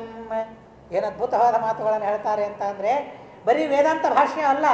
ಈಗ ನೋಡ್ರಿ, ನಾವು ಬೆಳಿಗ್ಗೆ ಎದ್ದ ತಕ್ಷಣ ಒಳ್ಳೆಯದನ್ನು ನೋಡ್ಬೇಕಲ್ಲ, ಕೆಟ್ಟದ್ದನ್ನು ನೋಡಬಾರದು ಅಂತ ಹೇಳಿದ್ದಾರೆ. ಬೆಳಿಗ್ಗೆ ಎದ್ದ ತಕ್ಷಣ ಪತಿವ್ರತೆಯನ್ನು ನೋಡಬೇಕು ಅಂತ ಹೇಳಿದ್ದಾರೆ. ಬೆಳಿಗ್ಗೆ ಎದ್ದ ತಕ್ಷಣ ಆನೆಯನ್ನ, ಆಕಳನ್ನ, ತುಂಬಿದ ಕಲಶವನ್ನ, ಹೂ ಹಣ್ಣುಗಳನ್ನ, ಇವುಗಳನ್ನು ಬೆಳಿಗ್ಗೆ ಎದ್ದ ತಕ್ಷಣ ನೋಡಬೇಕು ಅಂತ ಹೇಳಿದ್ದಾರೆ. ಹಾಗೆ ಬೆಳಿಗ್ಗೆ ಎದ್ದ ತಕ್ಷಣ ಏನು ಓದಬೇಕು? ಯಾವುದು ಒಳ್ಳೆಯದೋ ಅದನ್ನು ಓದಬೇಕು. ಹಾಗಾದರೆ ಯಾವುದು ಒಳ್ಳೆಯದು? ವೇದಾಂತ ಭಾಷ್ಯ ಒಳ್ಳೆಯದು ಅನ್ನೋದಕ್ಕಾಗ ಆ ಶಬ್ದವನ್ನು ಹಿಂದೆ ಇಡ್ತಾರೆ. ಸಾಧು ವೇದಾಂತ ಭಾಷ್ಯಂ ಪ್ರಾತಸ್ನಾತ್ವ. ಅವುಗಳನ್ನು ಓದೋದಕ್ಕಾಗಿಯೂ ಮಡಿಯಾಗಬೇಕು, ಸ್ನಾನ ಆಗಬೇಕು. ಅದನ್ನು ಅಧ್ಯಯನ ಮಾಡೋದಕ್ಕಾಗಿ ಬಾಯಿಯಲ್ಲಿ ಉಚ್ಚಾರಣೆ ಮಾಡಬೇಕಾದರೂ ಮಡಿಯಿಂದ ಇರಬೇಕು ಅಂತ ಹೇಳ್ತಾರೆ. ಹಿಂದೆ ಒಂದು ಇತಿಹಾಸವನ್ನು ಹೇಳ್ತಾರೆ. ಒಬ್ಬ ಗುರುಕುಲಕ್ಕೆ ಒಬ್ಬ ಗೃಹಸ್ಥ ಹೋಗಿದ್ದಂತೆ. ಗೃಹಸ್ಥ ಹೋದಾಗ ವಿದ್ಯಾರ್ಥಿಗಳು ಬರ್ತಾ ಇದ್ರು ಸಾಲು ಸಾಲಾಗಿ. ಒಬ್ಬ ವಿದ್ಯಾರ್ಥಿಯನ್ನು ಕರೆದು ಕೇಳಿದ್ರಂತೆ, ನಿಮಗೇನು ಪಾಠ ನಡೀತಾ ಇದೆ ಈಗ ಅಂತ. ಒಂದು 10 ನಿಮಿಷ ತಡೀರಿ ಅಂತ ಹೇಳಿದ. ಓಡಿ ಹೋಗ್ಬಿಟ್ಟ. ಇದೇನಿದೆ ಹೀಗೆ ಓಡಿ ಹೋಗಿದ್ದಾನೆ ಅಂತ. ಏನಿಲ್ಲ, ಹೋಗಿ ಸ್ನಾನ ಮಾಡಿದ, ಬಂದ, ಮಧ್ವ ವಿಜಯವನ್ನು ಓದ್ತಾ ಇದ್ದೇನೆ ಅಂತ ಹೇಳಿದ. ಆ ಮಧ್ವ ವಿಜಯ ಅಂತ ಬಾಯಿಂದ ಅನ್ನಬೇಕಾದರೂ ಸಹ ಸ್ನಾನ ಮಾಡಬೇಕು ಅಂತ ಅನ್ನೋ ದೀಕ್ಷೆ ಅವರಿಗೆ. ಅಂಥ ಅದ್ಭುತವಾದ ದೀಕ್ಷೆ ಹಿಂದಿನ ಕಾಲದಲ್ಲಿ ಇರ್ತಾ ಇತ್ತು ಅನ್ನೋದಕ್ಕಾಗಿ ನಾವು ಆ ಕಥೆಯನ್ನು ಕೇಳ್ತೇವೆ. ಶ್ರೀನಿವಾಸ ತೀರ್ಥರ ಕಥೆಯನ್ನು ಕೇಳ್ತೇವೆ. ಅವರ ಗ್ರಾಮಕ್ಕೆ ಬಂದಿದ್ರಂತೆ, ಹೊನ್ನಾಳಿಗೆ ಬಂದಿದ್ರಂತೆ ರಾಘವೇಂದ್ರ ತೀರ್ಥರು. ಹೊನ್ನಾಳಿಗೆ ಬಂದಾಗ ಗ್ರಂಥಗಳನ್ನು ಲೇಖನ ಮಾಡಬೇಕು, ಪ್ರತಿನಿತ್ಯ ಗ್ರಂಥಗಳನ್ನು ಬರಿಬೇಕು. ಅವತ್ತಿನ ದಿವಸ ಗ್ರಂಥಗಳನ್ನು ಬರಿಬೇಕು, ಮುಗಿದು ಹೋಗ್ಬಿಟ್ಟಿದೆ ಇಂಕ್. ಅದಕ್ಕೆ ಶಿಷ್ಯನಿಗೆ ಹೇಳ್ತಾರಂತೆ, ನೋಡಪ್ಪ ಮತ್ತೆ ಹುಡುಕಾಡು, ಗ್ರಾಮ ಅಂತ ಅಂದಮೇಲೆ ವಿದ್ವಾಂಸರು ಇರ್ತಾರೆ, ಇಟ್ಕೊಂಡಿರ್ತಾರೆ, ಹೋಗಿ ತೆಗೆದುಕೊಂಡು ಬಾ ಅಂತ ಹೇಳಿದರು. ಶಿಷ್ಯ ಹೋದರಂತೆ. ಎಲ್ಲರೂ ಹೇಳಿದರು, ಶ್ರೀನಿವಾಸ ತೀರ್ಥರ ಮನೆ, ಶ್ರೀನಿವಾಸಾಚಾರ್ಯರ ಮನೆ ಇದೆ, ಬಿದರಳ್ಳಿ ಶ್ರೀನಿವಾಸಾಚಾರ್ಯರು ಯಾದವಾರ್ಯರ ಶಿಷ್ಯರು, ಅವರು ಮತ್ತೆ ಗ್ರಂಥಗಳನ್ನು ಬರಿತಾ ಇರ್ತಾರೆ, ಅವನ ಮನೆಗೆ ಹೋದರೆ ಬೇಕಾದಷ್ಟು ನಿಮಗೆ ಸಿಗ್ತದೆ ಅಂತಂದಾಗ ಹೋದ್ರಂತೆ. ಹೋದಾಗ ಕೇಳಿದ್ರು, ಹೀಗೆ ಸ್ವಾಮಿಗಳು ಬಂದಿದ್ದಾರೆ ಮತ್ತು ಅವರಿಗೆ ಬೇಕಾಗಿದೆ, ಇಂಕ್ ಬೇಕಾಗಿದೆ ಅಂತ ಕೇಳಿದಾಗ ಅವರು ಸ್ನಾನ ಮಾಡಿ ಅದನ್ನು ಒಂದು ಪಾತ್ರೆಯಲ್ಲಿ, ಶುದ್ಧವಾದ ಪಾತ್ರೆಯಲ್ಲಿ ತುಂಬಿ ಅದನ್ನು ರಾಘವೇಂದ್ರ ಸ್ವಾಮಿಗಳಿಗೆ ಒಯ್ದು ಕೊಟ್ಟರಂತೆ. ಅದನ್ನು ಸಮರ್ಪಣೆ ಮಾಡಿದರಂತೆ. ಸಮರ್ಪಣೆ ಮಾಡಿದಾಗ ವಿಚಾರ ಮಾಡಿದ್ರು, ಯಾರು ನೀವು, ಏನು ಮಾಡ್ತಾ ಇದ್ದೀರಿ, ಏನು ಹೇಗೆ ಅಂತ. ಆಮೇಲೆ ಅವರು ತಾವು ಬರೆದ ಗ್ರಂಥವನ್ನು ತಂದಿದ್ರಂತೆ. ತಾವು ಬರೆದ ಟಿಪ್ಪಣಿಯನ್ನು ತಂದು ರಾಘವೇಂದ್ರ ಸ್ವಾಮಿಗಳಿಗೆ ತೋರಿಸಿದಾಗ ನಿಜವಾಗಿ ಒಬ್ಬ ಗುಣಿ ಒಬ್ಬ ಗುಣಿಯೇ ಮತ್ತೊಬ್ಬ ಗುಣವಂತನಂತ ತಿಳಿಲಿಕ್ಕೆ ಸಾಧ್ಯ, ಮತ್ತೊಬ್ಬರಿಗೆ ಆಗೋದಿಲ್ಲ. ನಾಗುಣಿ ಗುಣಿನಂ ವೇತ್. ಗುಣ ಇಲ್ಲದೇ ಇದ್ದವರು ಗುಣಿಗಳನ್ನು ಗುಣವಂತರನ್ನು ತಿಳಿದುಕೊಳ್ಳಿಕ್ಕೆ ಆಗೋದಿಲ್ಲ. ಹಾಗೆ ಒಬ್ಬ ಪಂಡಿತ ಮತ್ತೊಬ್ಬ ಪಂಡಿತನನ್ನು ಸರಿಯಾಗಿ ತಿಳಿದುಕೊಳ್ತಾನೆ. ಕಳ್ಳ ಯಾರು ಕಳ್ಳನಿಗೆ ಗೊತ್ತಾಗ್ತದೆ, ಪೊಲೀಸಿಗೆ ಗೊತ್ತಾಗೋದಿಲ್ಲ ಕಳ್ಳ ಯಾರು ಅಂತ, ಕಳ್ಳನಿಗೆ ಗೊತ್ತಾಗ್ತದೆ. ಪಂಡಿತ ಯಾರು ಪಂಡಿತನಿಗೆ ಗೊತ್ತಾಗ್ತದೆ. ಆ ಗ್ರಂಥವನ್ನು ನೋಡ್ತಾರಂತೆ, ಬಹಳ ಸಂತೋಷ ಆಗ್ತದೆ ಗುರುಗಳಿಗೆ. ಸಂತೋಷ ಆಗಿ ಇದು ಏನಾಗಿನ ಕಾಲದಲ್ಲಿ ವಿಚಿತ್ರವಾದ ಭಾವನೆ, ವಿಚಿತ್ರವಾದ ಔದಾರ್ಯ ಇರ್ತಾ ಇತ್ತು ಅಂತ ಅಂದರೆ ತಮ್ಮ ತೀರ್ಥ ಅಂತ ಅನ್ನೋ ಬಿರುದನ್ನೇ ಅವರಿಗೆ ಕೊಟ್ಟು ಬಿಟ್ರಂತೆ. ರಾಘವೇಂದ್ರ ತೀರ್ಥ ಅಂತ ನನಗೆ ಗುರುಗಳ ಹೆಸರಿಟ್ಟಿದ್ದಾರೆ, ಆದರೆ ನಿಮ್ಮ ಈ ಗ್ರಂಥಗಳನ್ನು ನೋಡಿ ನನಗೆ ಸಂತೋಷ ಆಗಿದೆ, ಆಶೀರ್ವಾದ. ಆ ಶ್ರೀನಿವಾಸಾಚಾರ್ಯರಿಗೆ ಆಶೀರ್ವಾದವನ್ನು ಮಾಡಿ ನನ್ನ ಹೆಸರು ನಿನಗೆ ಕೊಡ್ತೇನೆ, ತೀರ್ಥ ಅಂತ ನೀನು ಇಟ್ಕೋ, ನಾನು ರಾಘವೇಂದ್ರ ಆಗ್ತೇನೆ, ರಾಘವೇಂದ್ರ ಸ್ವಾಮಿ ಆಗ್ತೇನೆ ಅಂತ ಹೇಳಿ ಆ ತೀರ್ಥ ಅಂತ ನಾವು ಬಿರುದನ್ನು ಅವರಿಗೆ ಆಶೀರ್ವಾದ ರೂಪವಾಗಿ ಕೊಟ್ಟರು ಅಂತ ಹೇಳ್ತೇನೆ. ಇವತ್ತೆಲ್ಲ ಕೊಡ್ತಾರಲ್ಲ ಸ್ವಾಮಿಗಳು, ಗೌರವಗಳನ್ನು ಸನ್ಮಾನಗಳನ್ನು ಮಾಡ್ತಾರೆ. ಹಿರಿಯ ಸ್ವಾಮಿಗಳ ಹೆಸರಿನಲ್ಲಿ ಜ್ಞಾನ ಪ್ರಮೋದ ಪ್ರಶಸ್ತಿ ಅಂತ ಹೇಳಿ, ವಿದ್ಯಾಮಾನ್ಯರ ಹೆಸರಿನಲ್ಲಿ ಅವರ ಪ್ರಶಸ್ತಿಯನ್ನು ಕೊಡ್ತಾರೆ. ಹೀಗೆ ಹಿರಿಯರು ಮಹಾಜ್ಞಾನಿಗಳ ಹೆಸರಿನಲ್ಲಿ ಪ್ರಶಸ್ತಿಯನ್ನು ಕೊಡ್ತಾರಲ್ಲ, ಯಾರದ್ದೋ ಪ್ರಶಸ್ತಿ ಯಾಕೆ, ನನ್ನ ಹೆಸರನ್ನೇ ನಿನಗೆ ಕೊಡ್ತೇನೆ ಅಂತ ಹೇಳಿ ಅವರು ತಮ್ಮ ಹೆಸರಿನಲ್ಲಿ ಅರ್ಧ ಹೆಸರನ್ನೇ ಆ ಶಿಷ್ಯರಿಗೆ, ಆ ಮಹಾನುಭಾವರಿಗೆ, ಶ್ರೀನಿವಾಸ ತೀರ್ಥರಿಗೆ ಕೊಟ್ಟರಂತೆ. ಆಮೇಲೆ ಶ್ರೀನಿವಾಸ ತೀರ್ಥರು ಅಂತ ಅವರನ್ನು ಕರೀಲಿಕ್ಕೆ ಪ್ರಾರಂಭ ಆಯಿತು. ಇಂಥ ಅದ್ಭುತವಾಗಿರತಕ್ಕಂತಹ ಪಾಂಡಿತ್ಯ ಅವರದ್ದು, ಇಂಥ ಅದ್ಭುತವಾದ ಶುದ್ಧಿ ಇರಬೇಕು ಅಂತ ಹೇಳ್ತಾರೆ. ಅನ್ನೋದಕ್ಕಾಗಿ ವೇದಾಂತವನ್ನು ಅಧ್ಯಯನ ಮಾಡಬೇಕು. ಹೇಗೆ? ಪ್ರಾತಸ್ನಾತ್ವ ಸಾಧು ವೇದಾಂತ ಭಾಷ್ಯಂ, ಆ ಬ್ರಹ್ಮಸೂತ್ರ ಬಾಯಿಂದ ಅನ್ನಬೇಕಾದ್ರೂ ಸ್ನಾನ ಆಗಬೇಕು ಅಂತ ಅಂತಾರೆ.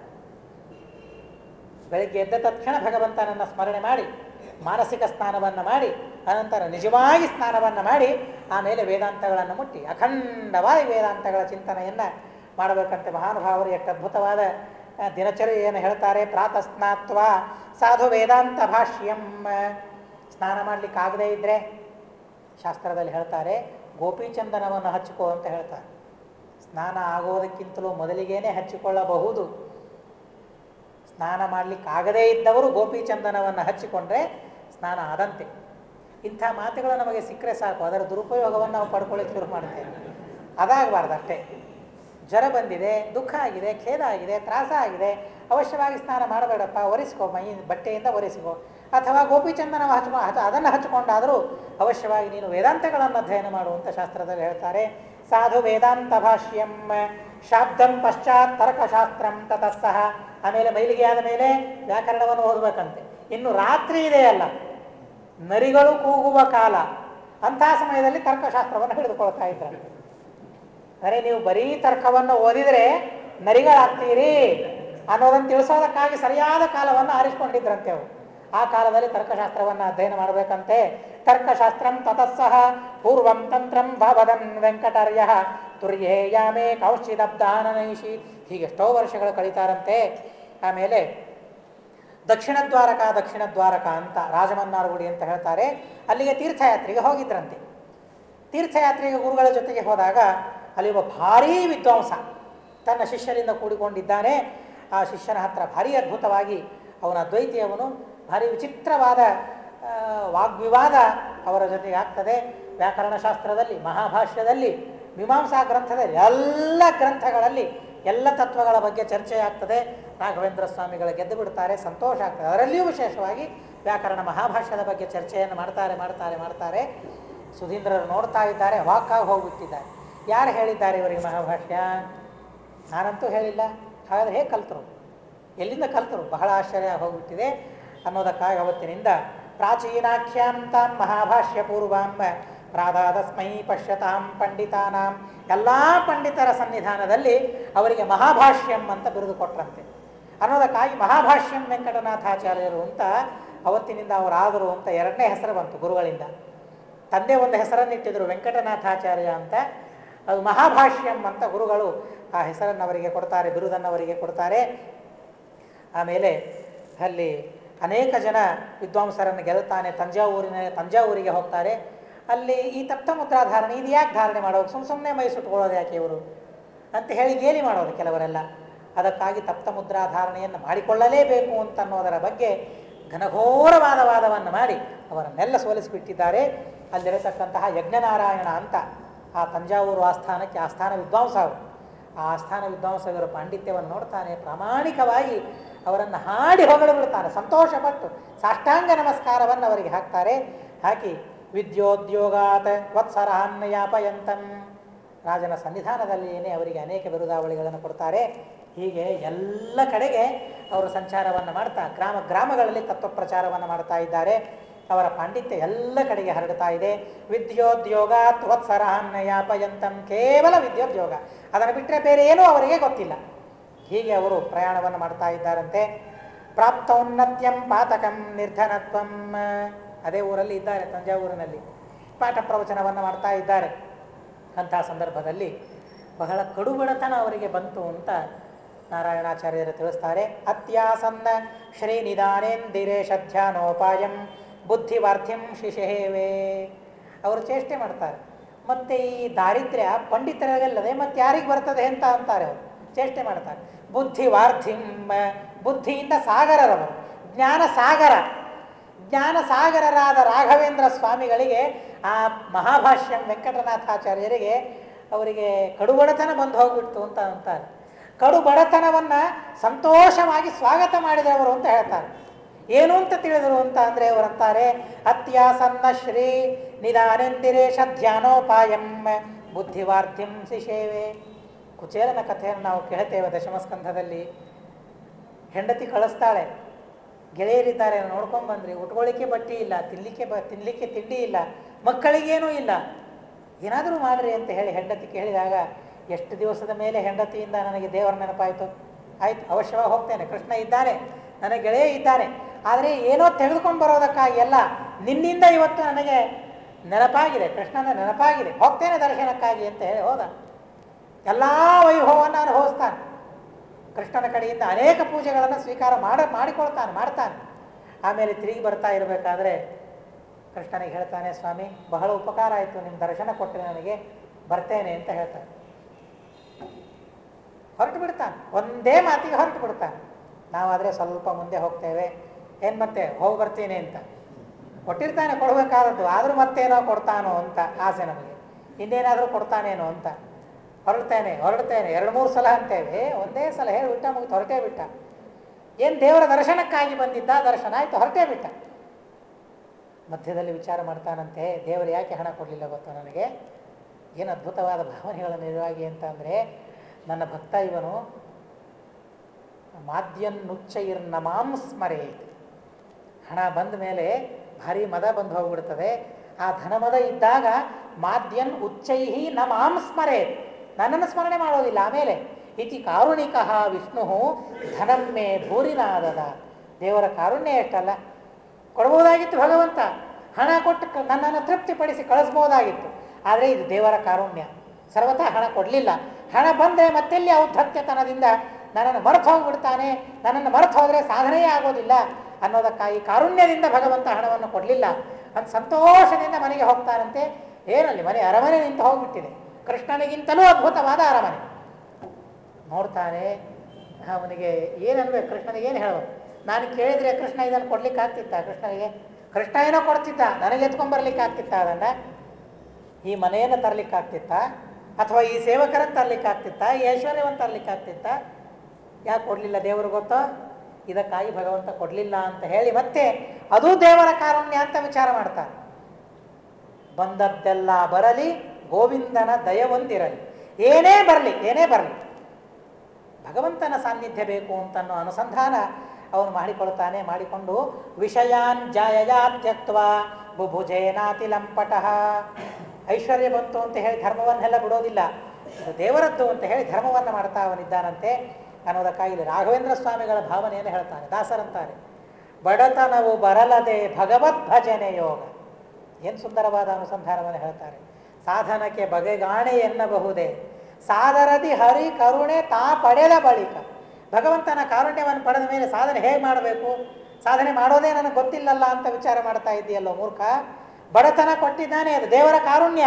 ಬಡತನವು ಬರಲದೆ ಭಗವದ್ ಭಜನೆ ಯೋಗ, ದೇವರನ್ನು ಭಜನೆ ಮಾಡೋದಕ್ಕಾಗಿ ಆ ಬಡತನವನ್ನು ಕೊಟ್ಟಿದ್ದಾನೆ ಅಂತ ನೀನು ತಿಳಿ ಅಂತ ಹೇಳಿ ದಾಸರು ಹೇಳ್ತಾರೆ. ಹಾಗೆ ತಿಳಿದ್ರಂತೆ ಅವರು. ನಾರಾಯಣಾಚಾರ್ಯರು ಹೇಳ್ತಾರೆ, ಅತ್ಯಾಸನ್ನ ಶ್ರೀನಿಧಾನಂದಿರೇಶ ಧ್ಯಾನೋಪಾಯಂ.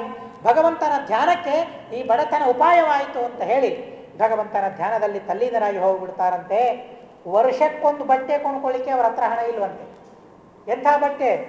ಹೀಗೆ ತೆಳ್ಳಗಿನ ಬಟ್ಟೆ ಅಲ್ಲ, ದಪ್ಪ ದಪ್ಪ ಬಟ್ಟೆಗಳು ಬರ್ತಾ ಇದ್ವು, ಬಹಳ ಸುಲಭವಾದ ಬೆಲೆಗೆ ಸಿಗ್ತಾ ಇದ್ವು, ಬಡವರು ಧಾರಣೆ ಮಾಡೋದು.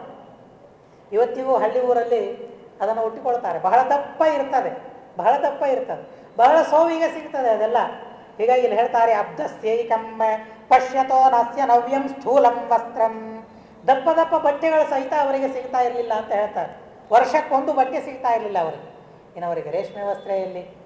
ಇವತ್ತು ನೋಡಿ ರಾಘವೇಂದ್ರ ಸ್ವಾಮಿಗಳು ಎಷ್ಟು ಜನರಿಗೆ ಆ ದಾನವನ್ನು, ವಸ್ತ್ರದಾನ, ಧನದಾನವನ್ನು ಮಾಡ್ತಾರೆ ಮಹಾನುಭಾವರು ರಾಘವೇಂದ್ರ ಸ್ವಾಮಿಗಳು.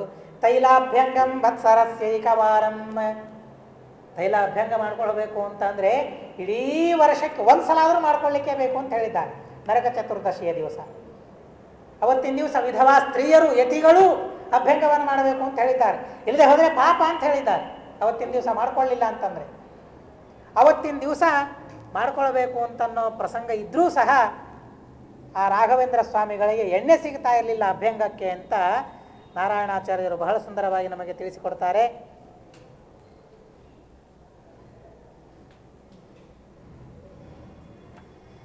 ನೈತಸ್ಯಾಸ್ತಿ ಪ್ರಾಜ್ಯಮಾಜ್ಯಂ ಕಥಂ ಸ್ಯಾತ್.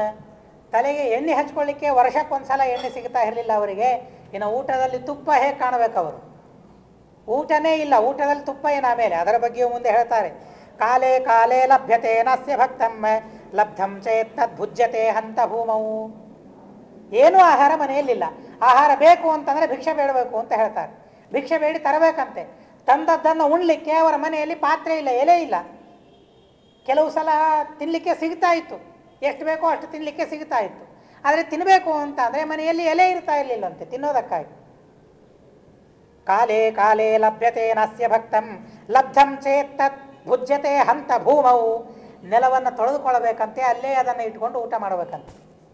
ಏನು ಬಡತನ ರಾಘವೇಂದ್ರ ಸ್ವಾಮಿಗಳಿಗೆ ಬಂದದ್ದು ವರ್ಣನೆ ಮಾಡ್ತಾರೆ ಕವಿಗಳು.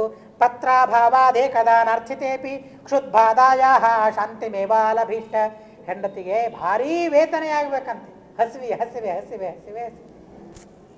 ಕೆಲವು ಸಲ ಹೋಗ್ತಾ ಇದ್ರಂತೆ, ಆ ವೇದನೆ ಎಷ್ಟು ಕಡಿಮೆ ಆಗಬೇಕೋ ಅಷ್ಟೇ ಆಹಾರ ಕೆಲವು ಸಲ ಸಿಗ್ತಾ ಇತ್ತಂತೆ. ಚಿನ್ನೆ ವಸ್ತ್ರೇ, ವಸ್ತ್ರ ಎಲ್ಲ ಹರಿದು ಹೋಗಿರ್ಬೇಕು. ಇಬ್ಬರದ್ದು ದಂಪತಿಗಳು, ಗಂಡನಿಗೂ ವಸ್ತ್ರ ಇಲ್ಲ, ಹೆಂಡತಿಗೂ ವಸ್ತ್ರ ಇಲ್ಲ. ಚಿನ್ನೆ ವಸ್ತ್ರೇ, ಕುಡಿಲಿಕ್ಕೆ ವಾಟಕ, ಭಿನ್ನ ಪಾನೀಯ ಪಾತ್ರೆ. ನೀರು ತುಂಬಿಟ್ಕೊಳ್ಳೋಣ ಅಂತ ಅಂದರೆ ನೀರೆಲ್ಲ ಸೋರಿ ಹೋಗಿಬಿಡ್ತಾ ಇದ್ವು. ಅಂಥ ಪಾತ್ರೆಗಳು ಕುಡಿಲಿಕ್ಕೆ ಮನೆಯಲ್ಲಿದ್ದಂತೆ. ಇದು ರಾಯರ ಬಡತನ ನೋಡ್ರಿ. ಚಿನ್ನೆ ವಸ್ತ್ರೇ ಭಿನ್ನ ಪಾನೀಯ ಪಾತ್ರೆ ಜೀರ್ಣಸ್ಥಾಲ್ಯಾಂ. ಹರಕು ಮುರುಕಾದ ಎಲೆಯಲ್ಲಿ ತಿನ್ನಬೇಕಂತೆ ಅವರು. ಒಂದು ಎಲೆಯವರ ಮನೆಯಲ್ಲಿ ದಿಕ್ಕಿರಲಿಲ್ಲ, ಒಂದು ವಾಟಕ ದಿಕ್ಕಿರಲಿಲ್ಲ. ರಾಘವೇಂದ್ರ ಸ್ವಾಮಿಗಳ ಆರಾಧನೆಗೆ ಹೋದರೆ ಇವತ್ತೇನು ಆ ಪ್ಲಾಸ್ಟಿಕ್ ವಾಟಕ ಬಂದ ಹಾಗೆ ಬೆಳ್ಳೆ ಪಾತ್ರೆಗಳು ನಮಗೆ ಬರ್ತದೆ, ರಾಘವೇಂದ್ರ ಸ್ವಾಮಿಗಳ ಅನುಗ್ರಹ. ಆದರೆ ಅವರು ಮಾತ್ರ ಆ ತರಹದ ಬಡತನವನ್ನು ಅನುಭವಿಸಿದರು ಅಂತ ಹೇಳ್ತಾರೆ. ಇದೆಲ್ಲ ದೈವ ಪ್ರಾರಬ್ಧ ಕರ್ಮ, ಯಾರನ್ನೂ ಬಿಡೋದಿಲ್ಲ ಅನ್ನೋದಕ್ಕಾಗಿ ಅವರಿಗೆ ಅದು ಬಿಡಲಿಲ್ಲ ಅಂತ ನಾರಾಯಣಾಚಾರ್ಯರು ಹೇಳ್ತಾರೆ. ಜೀರ್ಣಸ್ಥಾಲ್ಯಾಂ ಧಾಲ್ಯಾಂ ದಸ್ಯುಭಿರ್ನಿಯಮಾನೆ. ಎಷ್ಟು ವಿಚಿತ್ರ ಅಂತ ಅಂದರೆ ಹರಕು ಮುರುಕು ಎಲೆ ಇರ್ತಾ ಇತ್ತು, ತೂತು ಬಿದ್ದು ವಾಟಕಗಳಿರ್ತಾ ಇದ್ವು, ಹರಿದೋದ ಬಟ್ಟೆಗಳು ಅವ್ರ ಮನೆಯಲ್ಲಿ ಇರ್ತಾ ಇತ್ತು. ಅಂಥ ಮನೆಗೆ ಕಳ್ಳರು ಬಂದು ಅದನ್ನೆಲ್ಲ ಅಪಹರಣೆ ಮಾಡ್ಕೊಂಡು ಹೋಗ್ಬೇಕಂತ. ಎಂಥ ಕಳ್ಳರು ಇರ್ತಿದ್ರು ನೋಡಿ. ಏನು ಪ್ರಾರಬ್ಧ ಕರ್ಮ ಬಂದರೆ ಅದು ಹೇಗೆ ಮನುಷ್ಯನ ಬೆನ್ನಟ್ಟದೆ, ಹೇಗೆ ಬೆನ್ನಟ್ಟದೆ ಅಂತಂದರೆ ಅವ್ರು ಹೇಳ್ತಾರೆ ಜೀರ್ಣಸ್ಥಾಲ್ಯಾಂ ದಸ್ಯುಭಿರ್ನಿಯಮಾನೆ. ಕಳ್ಳ ಕಾಕರ ಬಂದು ಅದು ಹರಕು ಮುರುಕು ಪದಾರ್ಥಗಳನ್ನೆಲ್ಲ ಎತ್ಕೊಂಡು ಹೋಗ್ಬಿಡ್ಬೇಕಂತೆ. ಅಂಥ ಬಡತನ ಅವರಿಗೆ ಇತ್ತು. ಪ್ರಾಗಾಕೃಷ್ಟಂ ಭಾವಿ ಕೌಪೀನಮಸ್ಯ ಛಾಗೆ ಯಾಗೆ ಪ್ರಾಗಿವಾಭೂತ್ ಪ್ರಯಾಗ ಪ್ರಯಾಜ. ಅವರಂತಾರೆ ಮುಂದೆ ಬರೀ ಕೌಪೀನವನ್ನು ಧಾರಣೆ ಮಾಡುವವರು ಇವರಿಗೆ ಯಾಕೆ ಇವೆಲ್ಲ ಅಂತ ಮೊದಲಿಂದಲೇ ಅಭ್ಯಾಸ ಆಗಲಿ ಅಂತ. ಸಾಮಾನ್ಯವಾಗಿ ಚೇಷ್ಟೆ ಮಾಡ್ತಾರಲ್ಲ, ಯಾರಾದರೂ ಸಣ್ಣ ಮಕ್ಕಳನ್ನೇ ಎತ್ಕೊಂಡ್ರೆ ಯಾಕೆ ಅಭ್ಯಾಸ ಮಾಡ್ತಾ ಇದ್ದೇನು ಈಗಿಂದಲೇ ಚೇಷ್ಟೆ ಮಾಡ್ತಾರಲ್ಲ, ಹಾಗೆ ದೇವರು ಆ ತರಹದ ಅಭ್ಯಾಸ ಮಾಡಿಸೋದಕ್ಕಾಗಿಯೋ ಏನೋ ಆ ತರಹದ ಬಡತನವನ್ನು ಅವರಿಗೆ ಕೊಟ್ಟಿದ್ರಂತೆ. ನಮಗೆಲ್ಲ ತಿಂಗಳಿಗೆ 2 ಉಪವಾಸ ಇಷ್ಟೇ ಬರ್ತದೆ. ಏಕಾದಶಿ 2 ಉಪವಾಸ, 2 ಏಕಾದಶಿ ಬಂತು ಅಂತ ಅಂದರೆ ಯಾಕಾದರೂ ಇವರು 2 ಉಪವಾಸ ಹಾಕ್ತಾರಪ್ಪ ಅಂತಿರ್ತೇವೆ ನಾವು. ಆದರೆ ರಾಘವೇಂದ್ರ ಸ್ವಾಮಿಗಳಿಗೆ ವಿಷ್ಣೋರೇಕೋ ವಾಸರಃ ವರ್ಧಮಾನೆ ಲೋಕೆ ಕ್ಲಪ್ತಃ ಪಂಚಶಾಸ್ತಸ್ಯ ಗೇಹೆ. ನಿಯಮಿತವಾಗಿ ಕಡಿಮೆ ಕಡಿಮೆ ಅಂತ ಅಂದರೆ 6 ಉಪವಾಸಗಳು ಅವರಿಗೆ ತಿಂಗಳಿಗೆ ಆಗಬೇಕಂತೆ. ಪೂರ್ಣ ಉಪವಾಸ 6 ಉಪವಾಸ ಆಗಬೇಕಂತೆ. ಇಷ್ಟವು ಪಂಚೈವೋದಿತಾಸ್ತೆ ಪ್ರಯಾಜಾಶ್ಚಾತುರ್ಮಾಸ್ಯೆ ಶ್ವೇಧಮಾನ ನವಾಸನ್ನ. ಸಣ್ಣದೊಂದು ದೃಷ್ಟಾಂತವನ್ನು ಕೊಡ್ತಾರೆ. ಹಿಂದೆ ಅವರಿಗೇನು ಸಂಪತ್ತಿತ್ತಲ್ಲ, ಹಿಂದಿನ ಅವರ ಮನೆತನದಲ್ಲಿ ಏನು ಸಂಪತ್ತಿತ್ತಲ್ಲ, ಆ ಸಂಪತ್ತಿಗೆ ದೃಷ್ಟಾಂತವನ್ನು ಕೊಡಲಿಕ್ಕೆ ಒಂದು ಇರ್ತಾ ಇತ್ತು. ಆದರೆ ರಾಘವೇಂದ್ರ ಸ್ವಾಮಿಗಳ ದಾರಿದ್ರ್ಯಕ್ಕೆ ಮಾತ್ರ ಬೇರೆ ಯಾವುದೂ ದೃಷ್ಟಾಂತವನ್ನು ಕೊಡಲಿಕ್ಕೆ ಇದ್ದಿದ್ದಿಲ್ಲ. ಆ ತರಹದ ದಾರಿದ್ರ್ಯ ಇತ್ತು ಅಂತ ಒಂದೇ ಮಾತಿನಲ್ಲಿ ತಿಳಿಸಿಬಿಡ್ತಾರೆ ನಾರಾಯಣಾಚಾರ್ಯರು. ಪಶ್ಚಾಲ್ಲಬ್ಧ ಯಾದೃಶಿ ಶ್ರೀಸ್ತದೀಯೈ ತಸ್ಯಾ ಸಾಮ್ಯಂ ಲಭ್ಯತೆ ಚೇತ್ ಕಯಾಚಿತ ಅಪ್ಯೇತಸ್ಯಾ ಸಂಪದೋ ನೋಪಮಾನಂ ಲಭ್ಯಂ ಲೋಕೆ ಸಮ್ಯಗಾಲೋಚಿತೇಪಿ. ಇಡೀ ಜಗತ್ತಿನಲ್ಲಿ ಹುಡುಕಾಡಿದ್ರು ಸಹ ರಾಘವೇಂದ್ರ ಸ್ವಾಮಿಗಳಿಗೆ, ಈ ವೆಂಕಟನಾಥಾಚಾರ್ಯರಿಗೆ ಬಂದಿರತಕ್ಕಂತಹ ದಾರಿದ್ರ್ಯಕ್ಕೆ ಸರಿಸಮಾನವಾದ ದರಿದ್ರ ಮತ್ತೊಬ್ಬರು ಇಡೀ ಪ್ರಪಂಚದಲ್ಲಿ ಕಾಣಿಸ್ತಾ ಇರಲಿಲ್ವಂತೆ. ಅಂತಹ ದಾರಿದ್ರ್ಯ ಅವರಿಗೆ ಬಂದು ಹೋಯಿತು. ಹರ್ಷಂ ಪ್ರಾಪ್ತಾಶ್ಯಾತ್ಮ ಧರ್ಮಾನುರೂಪ ಪತ್ಯಾಕಾರ ಸ್ಪರ್ಶನಾಲಾಪಜಾತಂ. ಇಷ್ಟೆಲ್ಲ ಇದ್ರೂ ಸಹ ಹೆಂಡತಿ ಹೇಗಿರಬೇಕು ಗೊತ್ತೇ? ಹೆಂಡತಿಯ ವರ್ಣನೆಯನ್ನು ಮಾಡ್ತಾರೆ, ಒಂದು ಮಾತು ಹೇಳ್ತಾರೆ, ಆದರೆ ಮೈ ರೋಮಾಂಚನ ಆಗದೆ ಇರಲಿಕ್ಕೆ ಸಾಧ್ಯ ಇಲ್ಲ. ಅವಳ ಮಹಿಮೆಗೆ ಒಂದು ಮಾತು ಸಾಕು, ಒಂದೇ ಒಂದು ಮಾತು ಸಾಕು. ಇಷ್ಟೆಲ್ಲ ಅವರ ಬಗ್ಗೆ ಹೇಳಿದರೆ ಹೆಂಡತಿಯ ಬಗ್ಗೆ ಒಂದು ಮಾತು ಹೇಳಿಬಿಟ್ಟು ಬಿಡ್ತಾರೆ, ನೀವೇ ಆಲೋಚನೆ ಮಾಡಿಕೊಳ್ಳ್ರಿ ಅಂತ ಹೇಳ್ತಾರೆ. ಹರ್ಷಂ ಪ್ರಾಪ್ತ ಹಿ ಆತ್ಮಧರ್ಮಾನುರೂಪ. ಸಂತೋಷ ಅವಳಿಗೆ, ನನ್ನ ಗಂಡ ಅನುಭವಿಸ್ತಾ ಇದ್ದಾನಲ್ಲ, ನನಗೆ ಅನುಭವಿಸ್ಲಿಕ್ಕೆ ಏನಾಯಿತು ಅಂತ ಹೇಳಿ, ನನಗೇನಿದೆ ಈಗ ದಾರಿದ್ರ್ಯ ಇರೋದು ನನ್ನ ಗಂಡನಿಗೆ, ಆದರೆ ನನಗೇನು ದಾರಿದ್ರ್ಯ ಇದೆ ಹೇಳ್ರಿ ಅಂತ ಅವಳಂತಾಳಂತೆ. ನನ್ನ ಗಂಡನನ್ನು ನೋಡಲಿಕ್ಕೆ ನನಗೇನು ದಾರಿದ್ರ್ಯ ಇಲ್ಲ, ನನ್ನ ಗಂಡನನ್ನು ಬಹಳ ಸುಲಭವಾಗಿ ಬೇಕಾದಷ್ಟು ಹೊತ್ತು ನೋಡ್ಬೋದು, ನನ್ನ ಗಂಡನನ್ನು ಸ್ಪರ್ಶ ಮಾಡಬಹುದು, ಕಾಲೊತ್ತಬಹುದು. ಇಡೀ ಜೀವನದಲ್ಲಿ ಒಂದು ಸಾಲ ಪತಿಯ ಕಾಲನ್ನು ಒತ್ತಿದರೆ ಸ್ವರ್ಗ ಆಗ್ತದೆ ಅಂತ ಶಾಸ್ತ್ರದಲ್ಲಿ ಹೇಳ್ತಾರೆ. ಅಂಥದ್ದು ಇವಳಂತಾಳೆ, ಪತ್ಯಾಕಾರ ಸ್ಪರ್ಶನಾಲಾಪಜಾತಂ. ನನ್ನ ಗಂಡನಿಗೆ ಸ್ಪರ್ಶ, ನನ್ನ ಗಂಡನನ್ನು ಮುಟ್ಟದೇ ಇರೋ ಹಾಗೆ ಅಂತಹ ದಾರಿದ್ರ್ಯ ನನಗೆ ಬಂದಿದೆಯಾ? ನನ್ನ ಗಂಡನೂ ಕಾಣೋದಿಲ್ಲ, ಆ ದಾರಿದ್ರ್ಯ ಇದೆಯಾ? ಇಲ್ಲ. ಗಂಡನ ಜೊತೆಗೆ ಸುಲಭವಾಗಿ ಮಾತಾಡಬಹುದು, ಸುಲಭವಾಗಿ ಪತಿ ಸೇವೆಯನ್ನು ಮಾಡಬಹುದು, ಸುಲಭವಾಗಿ ಆ ಗಂಡನ ರೂಪವನ್ನು ನೋಡಬಹುದು. ಇಂಥ ಅದ್ಭುತವಾದ ಶ್ರೀಮಂತಿಕೆ ನನ್ನದಾಗಿದ್ದಾಗ ನಾನ್ಯಾಕೆ ದುಃಖ ಪಡಬೇಕು ಅಂತ ಅವಳಂತಾಳೆ. ನನಗೆ ಪತಿಯೇ ದೈವ, ಪತಿಯೇ ಸಂಪತ್ತು ಅಂತ ಹೇಳಿ ಆ ಭಾವನೆಯಿಂದ ಆ ಸರಸ್ವತೀ ದೇವಿ ಇದ್ದಾಳಂತೆ. ಆಲೋಚನೆ ಮಾಡಿರಿ ಅವಳು ಹೇಗಿದ್ಲು ಅಂತ. ಅವರಂತಾರೆ, ಜ್ಞಾತ್ವಾ ವಿದ್ಯಾ ಸಂಪ್ರದಾಯಂ ಸಗೋಪ್ತುಂ ಪಾರಿವ್ರಾಜ್ಯಂ ಪ್ರಾರ್ಥಯಾಮಾಸ ಧೀರಂ. ಸುಧೀಂದ್ರರಿಗೆ ಸ್ವಪ್ನದಲ್ಲಿ ಸೂಚನೆಯಾಗ್ತದೆ, ಈ ನಿಮ್ಮ ಶಿಷ್ಯರಿಗೆ ನೀವು ಸನ್ಯಾಸಾಶ್ರಮವನ್ನು ಕೊಡಬೇಕು ಅಂತ ಹೇಳಿ ಕರೀತಾರೆ. ಕರೆದು ಹೇಳ್ತಾರೆ ಮತ್ತೆ ನೀನು ಆಶ್ರಮವನ್ನು ಸ್ವೀಕಾರ ಮಾಡಬೇಕು ಅಂತ ಹೇಳಿದ ತಕ್ಷಣ ಅವರಂತಾರಂತೆ, ಕ್ವಾಹಂ ನ್ಯಾಸಃ ಕುತ್ರವಾ ವೇದ ವಿದ್ಯಾ. ಅವರು ಹೇಳುವ ಮಾತು ನೋಡ್ರಿ, ನಾನೆಲ್ಲಿ ಈ ವೇದ ವಿದ್ಯೆಯಲ್ಲಿ, ನಾನೆಲ್ಲಿ ನೀವು ಕುಳಿತುಕೊಂಡ ಈ ಸಿಂಹಾಸನೆಯಲ್ಲಿ, ಸಾಮ್ರಾಜ್ಯಂ ತೇ ಕ್ವಾಪಿ ವಿದ್ಯಾಹಮರ್ಯ ಪಾರಂ ಸಿಂಧೋರ್ ಭಾರಮೂಢ್ವಾ ವಿವೇಕಿ ಗಂತುಂ ಯತ್ನಂ ಕೋಜನ ಸಂತನೋತಿ. ದೊಡ್ಡ ಕಲ್ಲನ್ನು ಕಟ್ಕೊಂಡು ಯಾರಾದರೂ ಬಾವಿಯಲ್ಲಿ ಬೀಳ್ತಾರೆ, ಯಾರ್ಯಾರೂ ಸಾಹಸವನ್ನು ಮಾಡ್ಲಿಕ್ಕೆ ಹೋಗೋದಿಲ್ಲ. ಹೀಗಾಗಿ ದಯಮಾಡಿ ನಮಗೆ ಆ ವಿಚಾರವನ್ನು ಹೇಳಬೇಡ್ರಿ ಅಂತ ಇವರಂತಾರೆ. ಅಂದಾಗ ಅವರು ಉತ್ತರವನ್ನು ಕೊಡ್ತಾರೆ, ಏನಪ್ಪ, ಕಲ್ಲನ್ನು ಕಟ್ಟಿಕೊಂಡು ಬಾವಿಯಲ್ಲಿ ಬೀಳಿಕ್ಕೆ ತಯಾರಾಗೋದಿಲ್ಲ, ಆದರೆ ಕಲ್ಲನ್ನು ಇಟ್ಕೊಂಡು ನಾವಿನಲ್ಲಿ ಹತ್ತಬಹುದಲ್ಲ. ಕಲ್ಲನ್ನು ಕಟ್ಟಿಕೊಂಡು ನೀನು ಬಾವಿಯಲ್ಲಿ ಬಿದ್ದರೆ ನೀನು ಮುಳುಗುತ್ತೀಯ, ಆದರೆ ಅದೇ ಸಾವಿರಾರು ಕಲ್ಲುಗಳನ್ನು ಕಟ್ಟಿಕೊಂಡು ನಾವಿನ ಮೇಲೆ ಹತ್ತಿದರೆ ಸುಲಭವಾಗಿ ನಿನ್ನನ್ನು ತೇಲಿಸಿಬಿಡ್ತದೆ ಆ ಸಮುದ್ರದಲ್ಲಿ ಅನ್ನೋದಕ್ಕಾಗಿ ಅವಶ್ಯವಾಗಿ ಆಶ್ರಮವನ್ನು ಸ್ವೀಕಾರ ಮಾಡು ಅಂತ ಅಂದಾಗ ಅವರಂತಾರೆ, ಏಕಾಂತೆ ತೈರ್ಬೋಧಿತ ಪ್ರತ್ಯವಾದೀತ್. ಮತ್ತೆ ಅಂತಾರೆ, ಬಾಲ ಭಾರ್ಯ. ನನ್ನ ಹೆಂಡತಿ ಇನ್ನೂ ಸಣ್ಣವಳು, ಅವಳು ದೊಡ್ಡವಳಲ್ಲ, ಸಣ್ಣವಳವಳು ಇನ್ನು. ಬಾಲ ಭಾರ್ಯ ಬಾಲಕೋ ನೋಪನೀತಃ.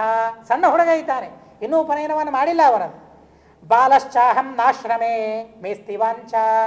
ನನ್ನ ಮಗ ಬಾಲಕ ಇದ್ದಾನೆ, ಹೆಂಡತಿ ಸಣ್ಣಕಿ ಇನ್ನೂ, ಇನ್ನೇನಂಥ ವಯಸ್ಸಲ್ಲ, ಮಗನ ಉಪನಯನವನ್ನು ನಾನು ಮಾಡಿಲ್ಲ, ನಾನು ಇನ್ನೂ ಸಣ್ಣ ಹುಡುಗ, ನನಗೇನು ವಯಸ್ಸಾಗಿದೆ, ಬೇಕಾದಷ್ಟು ಭೋಗವನ್ನು ಅನುಭವಿಸ್ಬೋದು ನಾನು.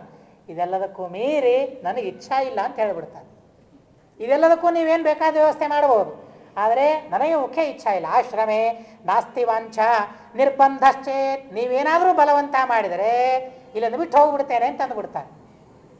ಎಂಥವ್ರು ಹೇಗಾದ್ರು ನೋಡ್ರಿ, ಏನು ಭಾವನೆ ಇತ್ತು ಮೊದಲಿಗೆ. ನಿರ್ಬಂಧಶ್ಚೇನ್ ನಿರ್ಗಮಿಷ್ಯಾಮಿ ನೂನಂ. ನಿಮ್ಮ ಮಠ ಬೇಡ, ನೀವು ಬೇಡ, ನಮಸ್ಕಾರ ಹಾಕಿ ಹೋಗ್ಬಿಡ್ತೇನೆ ಅಂತ ಅಂದ್ಬಿಡ್ತಾರೆ. ಅಷ್ಟು ನಿಷ್ಠುರವಾಗಿ ಅವರು ಹೇಳ್ತಾರೆ. ಮನೆಗೆ ಬರ್ತಾರೆ, ಆಲೋಚನೆ ಮಾಡಲಿಕ್ಕೆ ಶುರು ಮಾಡಿದ್ರು. ಹೌದು, ಗುರುಗಳ ಮಾತದು, ಅದನ್ನು ಮೀರಿ ನಾನು ನಡೆದರೆ ನನಗೆ ಶ್ರೇಯಸ್ಸಾಗೋದಿಲ್ಲ. ಹೌದು, ಅದನ್ನು ಅಂಗೀಕಾರ ಮಾಡಿಕೊಂಡ್ರೆ ನನಗೆ ಕಷ್ಟ. ಹೀಗಾಗಿ ಏನು ಮಾಡಲಿ ಅಂತ ಅನ್ನೋ ತುಮಲದಲ್ಲಿ ಅವರು ಬಿದ್ದಿದ್ದಾರಂತೆ. ಅಂಥ ಸಂದರ್ಭದಲ್ಲಿ ಮಲಗಿಕೊಂಡಿದ್ದಾರೆ. ಬ್ರಹ್ಮ ಮುಹೂರ್ತ, ಬೆಳಗಿನ ಜಾವ.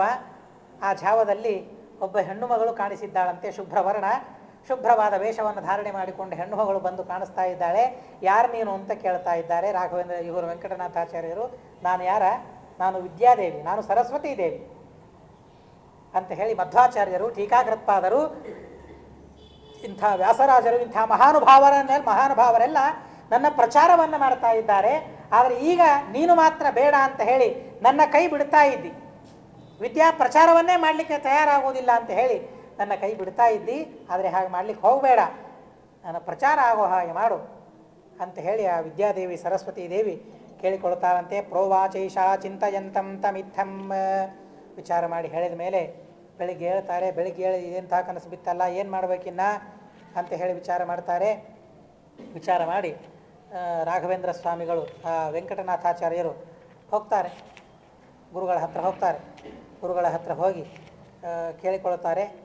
ಮತ್ತು ಆಶ್ರಮವನ್ನು ಸ್ವೀಕಾರ ಮಾಡಬೇಕು ಅಂತ ನೀವು ಹೇಳಿದ್ರಿ, ಮತ್ತು ನಿಮ್ಮ ಆಜ್ಞೆಯನ್ನು ಧಿಕ್ಕಾರ ಮಾಡಲಿಕ್ಕೆ ನನಗೆ ಮನಸ್ಸಿಲ್ಲ, ಅವಶ್ಯವಾಗಿ ಹಾಗೆ ಆಗಲಿ ಅಂತ ಹೇಳಿ ವಿರಕ್ತರಾಗಿ ಎಲ್ಲವನ್ನೂ ಪರಿತ್ಯಾಗ ಮಾಡಿ ಗುರುಗಳಿಂದ ಆಶ್ರಮ ದೀಕ್ಷೆಯನ್ನು ಪಡೆದುಕೊಂಡಿದ್ದಾರಂತೆ.